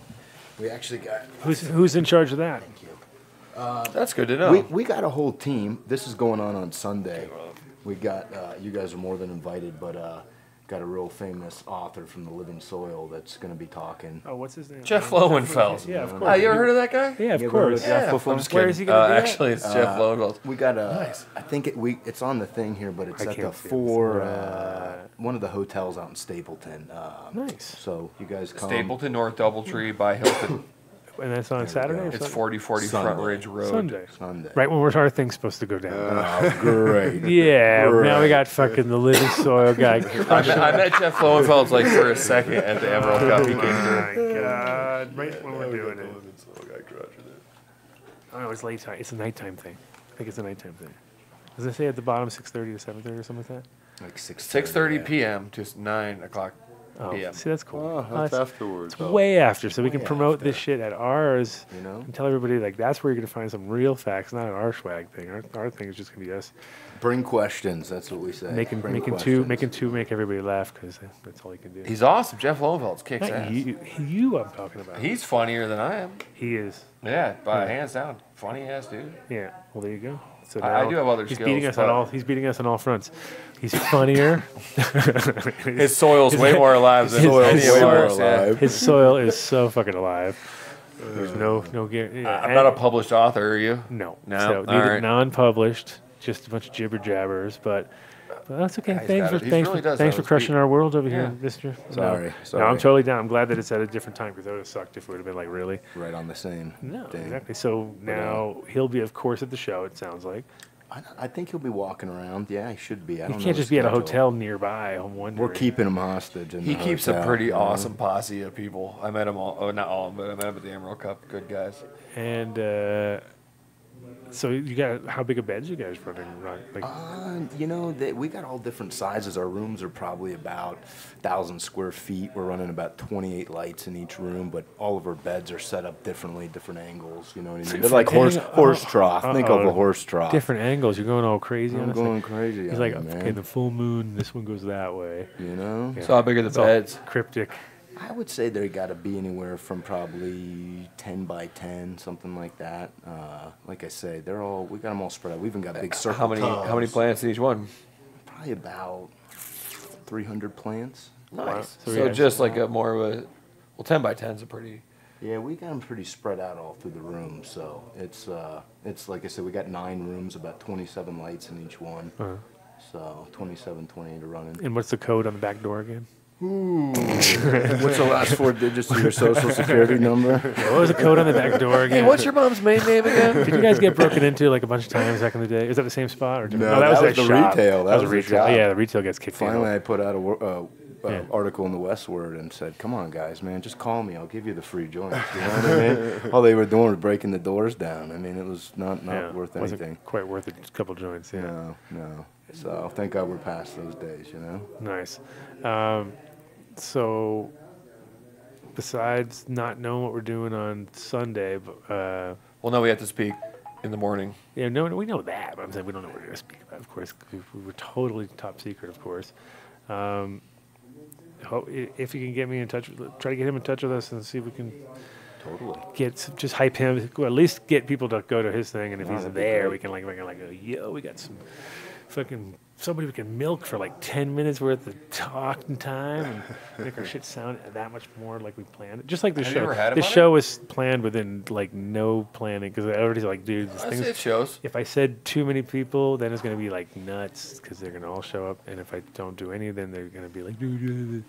I knew you were showing up. So has Jeff Lowenfeld's been on here? No, you. Have you ever had Jeff? No, I think we had him on the phone once. Yeah, we had him on the phone. Definitely. Moms, wives, everybody's calling, so you know it's getting crazy. We got another 15 minutes to wrap it up. That's funny. What's that? Who could it possibly be? It could be a couple people. It could be a few because I got her name different things so that like the A. I just put A. So that way it's like the first person, so I don't have to like go down and look. You know? But like it's in that's your in case of emergency. Yeah. Default. Are you back in Vegas now? Are you doing any kind of retail shit? Because then that's about to go off, right? It's going off. I'm actually down in Florida right now working on a big license deal down there. So we're going to see how that goes. But Florida politics are not the easiest to deal with, so it's been a real shit show. But we're going to make some moves down there. That's the goal, man. Keep this puppy alive. I think James sent me a message because I think I told him, there's all these guys, salons and stuff here. Just go across the street, go to Floyd's because it's fucking zip. You're just gonna get the fucking zip zap anyway, right? You must not get raped. And now he just sent me a text like, "Where did you send me to?" So I was like, I imagine Floyd's is like the hipster barber shop, you know. No, or like old black dudes. No, it's just like a chain. There's like they're fucking everywhere, and it's just like he was gonna go to Supercut, so it's not like I'm fucking taking him from this like quality point. But he could have walked. He could have walked like what down here and looked at within 20 feet. There are like at least 3 hair salons. He could have got extensions at one of them. I know that ain't. They were doing like foot rubs at one I passed by earlier. That one maybe he would have been down with, but the extensions I couldn't see that one working out. So, he can get some dreads. He can get some dreads. That would help the show. That would help his. That would definitely help sales because once you go to a guy from Seeds Here Now and he's got some like fake dreads put in, then like a weave. Yeah, like James gets a weave. Yeah, that could be a whole episode. James gets a weave. That would be way more reason to buy it, right? You'd be like, oh yeah, now I trust you. now it should. Yeah, now that you got the fake weave, man. So your Hempin stuff is not available yet. No. It is like in shops or just through. Oh, not in the shops and stuff, but like over the internet. And then if you contact me directly, I ship a ton of that stuff out a week. What tons? Did you just say tons? In the mic, speak in the mic one more time. So yes, I ship lots of bottles to everywhere that I'm only places I'm allowed to. Okay. And it doesn't come with any kind of guarantee, of course, because that would be illegal. Definitely. According to the FDA, it doesn't work, so we're just going to stick with that. So it doesn't work for all kinds of good stuff. It doesn't work.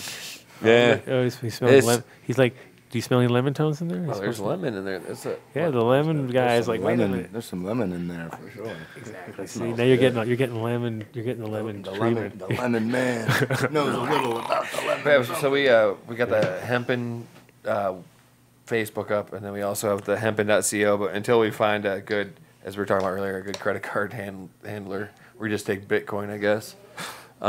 Which, you know, if you have Bitcoin and you want to buy some CBD, we are definitely your guys. Yeah, that slowed sales a little bit, but yeah. Send pigeon mail or some, you know, like send. If you want to send checks, money orders, we take gold pieces. Cougar hands. Cougars, yeah, cougars. We're taking cougars over here. Ruples, whatever, you know, as long as it equates to. Yeah, some middle-aged women. Oh no, we don't take cougars. No. Not for trade. And top dog is going to be obviously James. I mean, we all know where our stuff's available. But besides that, show wise, this one, and then going East Coast. Going to go to East Coast shows coming up. Is there any ones? Not until October, right? But no, but I think we might be going out to CannaCon in Seattle, possibly next month. Oh right. That would be the next one. I didn't even know. You ever been to a Kush It's a new stock? place. Is that a new place? I think, right? Because when the old one on that fucking boat place. Yes, it's going to be in a new location. That would be I think there were issues at that location. Oh, it was on. I think it was on federal. Exactly. It was one of those deals land. where, like, literally the guys would come up to you and go, "Yeah, you know you're on federal land. You get." I mean, you're like, why would you do that? Like, why would you put us on federal land? And it was the same thing in for the High Times in Vegas because they did it on Indian reservation, which was federal land. Yeah, exactly. And it was kind of like, That's exactly it. in one way you'd think it'd be super free because it's on Indian land, but then you're like, wait a minute, they don't even own. But they're like, oh, it's all federal, and now it's even worse because. Right, and I think they're trying to do that again this year. I'm not sure. I haven't really looked into it. I think High Times is going to have a big problem trying to do these Cali shows. If they can't do no cups in Cali, where are you going to have them at? Is that the case? Do you think though? Now they're not like I'm not regulation-wise. sure. Yeah, I'm not sure how the well, new regulation deals with that. You know. I mean, everybody said the same about Emerald Cup, and I know for a fact that they're not. They're definitely going to do it. You know, so.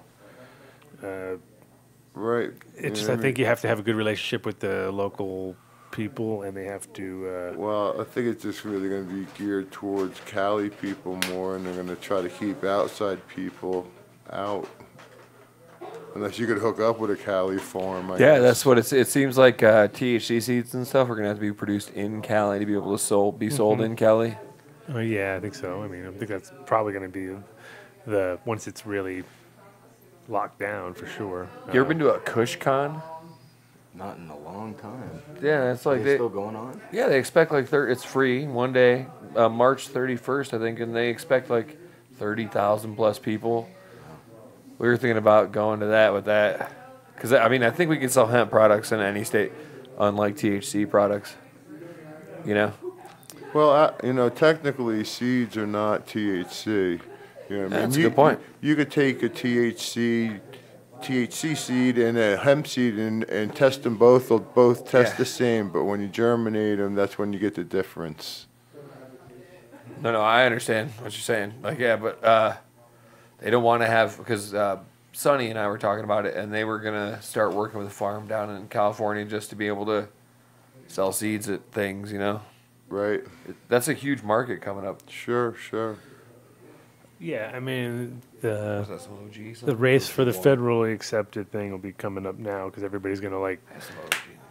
It kind of opens the door for getting fucked over because you're not, you have to set up in every single state, which kind of, in one way, is cool because it's insular, and stuff. But at the same time, now you have to deal with a different person in each state with your shit, and it's like, right. It's already hard enough with your own, with yourself, you know what I mean? And then you got to deal with 8 different people in 8 different states, and that's where it gets a little complicated.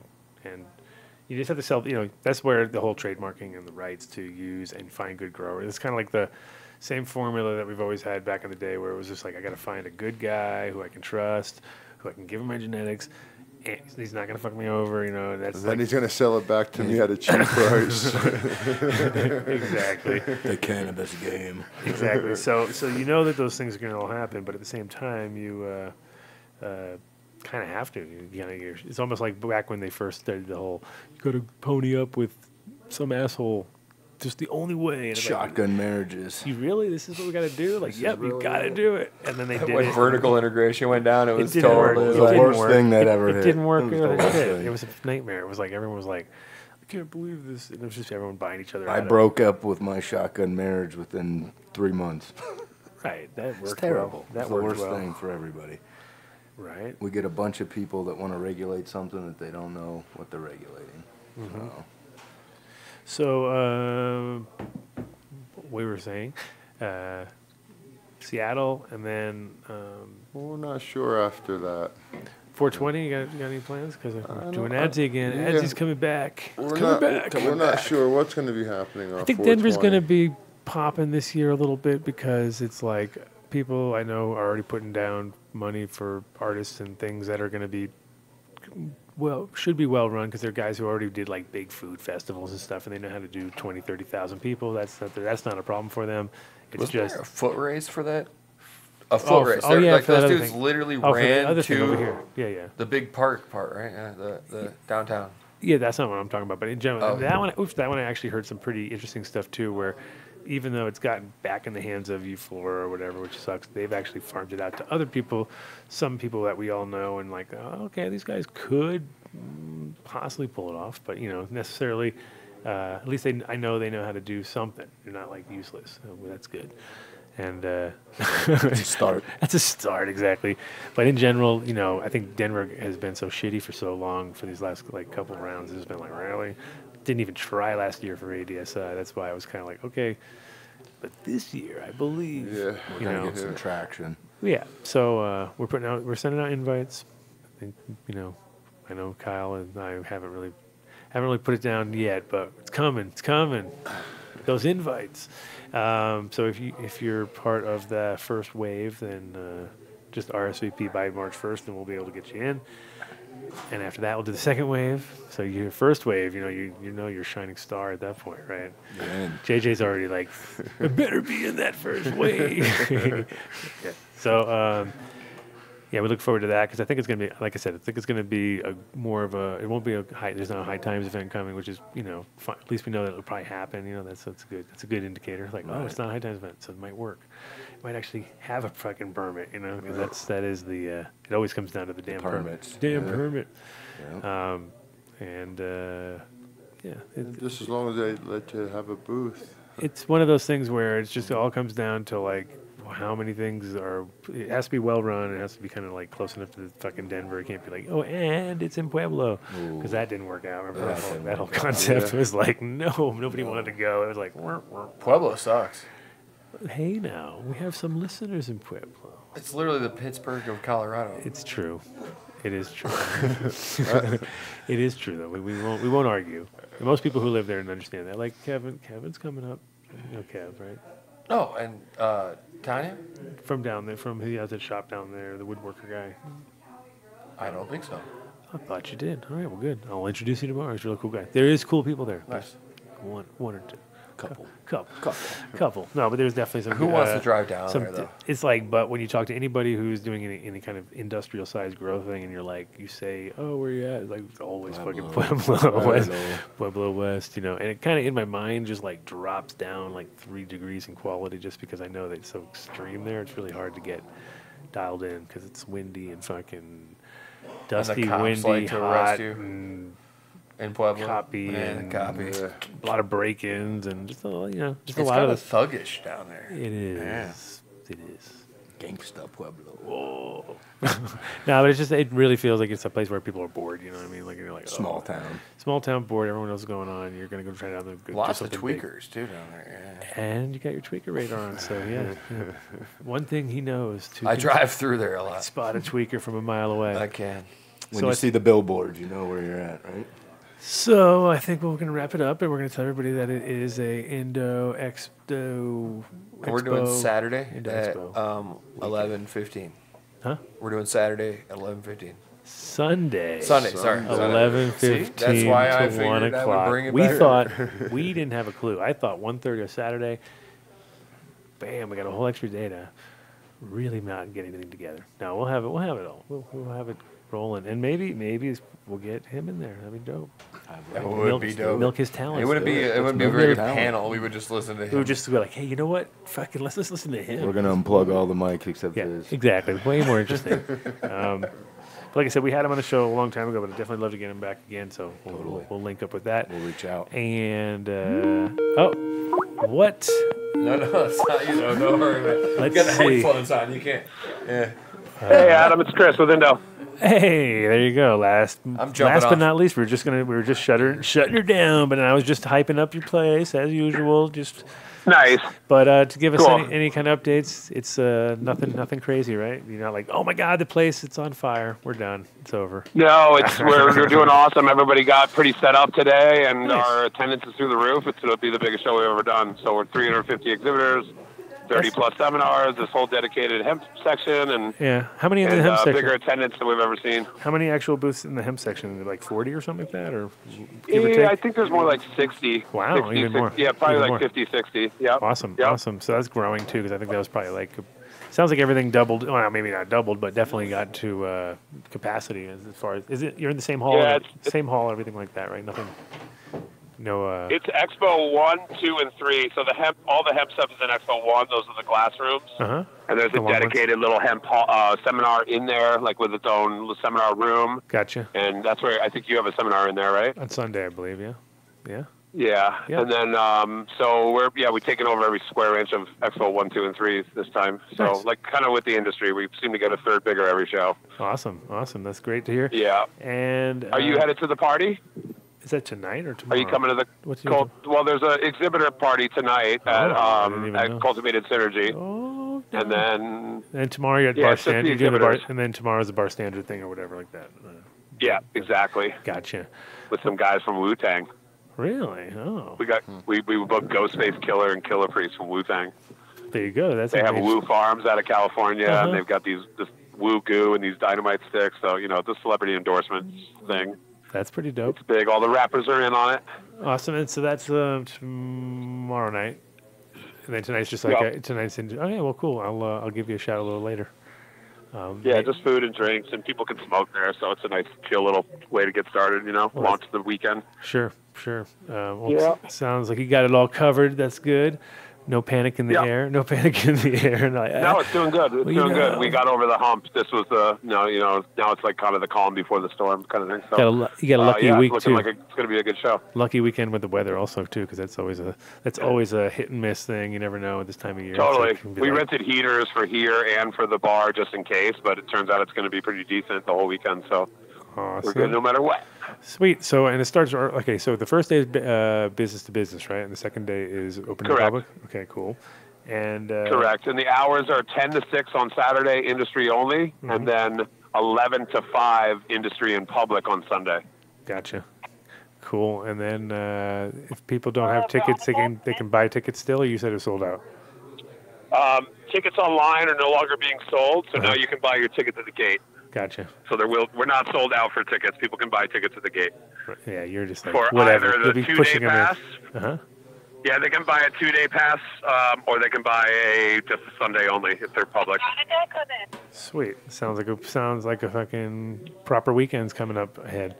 And by the looks of it, there's actually there's already action at the down here, so we know people are. I had people already in town yesterday, looking to find Hoodlum, looking at the old spot, trying to find it out in Larimer somewhere.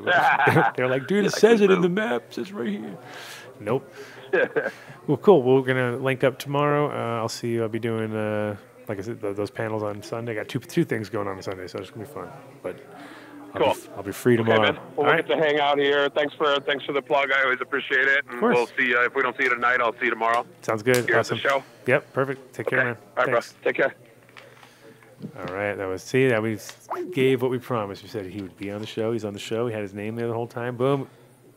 We delivered. We delivered over here. Thanks for listening. Thanks gotta for call my having us on, mom Adam. and my wife and my wife. Big shout out to her. She'll be. Well, if you guys are looking for Hoodlum, if anybody listening to the show and you're coming to the Indo and you've got a company that you want to rep or you want to buy a bunch of Hoodlum gear and you want to get a retail store, we're taking orders. New gear looks ridiculous. It's amazing. It's like all of a sudden I'm like, because we're getting like proper designers that are helping out with are already amazing designers. So it's turning into like you can see it where you're like, all right, I guess we could definitely now go and put it even because before we were already in Nordstrom's and it was like now it's weird because you know how every time you look at like last year's shit you're like this looks like dog shit compared to what you're doing now. You know what I mean? And it's same with growing a lot of times, same with clothes and haircuts, fucking all the above. You know, you look back at yourself, you go, what the fuck is that? I mean, I'll look at this show and be like, dude, what is that mop It's all on your about head? the know. But, about the know. Yeah, if you can do it, do it. Listen to next week. We're gonna have, I think there were some of the, like we said, we had Jason on the show earlier. We're gonna have him come with some of the results of the winners of the extract games, if there's any left. Yeah. We'll see. It's a Yeah. week. I don't know if they can keep it for a week. Any winners? Oh, boy. That's pretty hard. And maybe some crazy shit will go down at the expo. We'll be like, oh, dude, you should have been there. Should have been Wu-Tang's there. going to be there. That's cool. Well, Wu-Tang. we know that now. Now we That's know good. that. Now we know. We got some people, man. All right. Peace, guys. Peace. See you next week. Practically every one of the top 40 records being played on every radio station in the United States is a communication to the children to take a trip, to cop out, to groove. The psychedelic jackets on the record albums have their own hidden symbols and messages. Special question. We don't want you to smoke genetically modified ganja. We want you to smoke the real thing. We want you to smoke the natural herb. Some call it marijuana, some call it sensimilla, some call it lamb's bread, and some people call it ganja.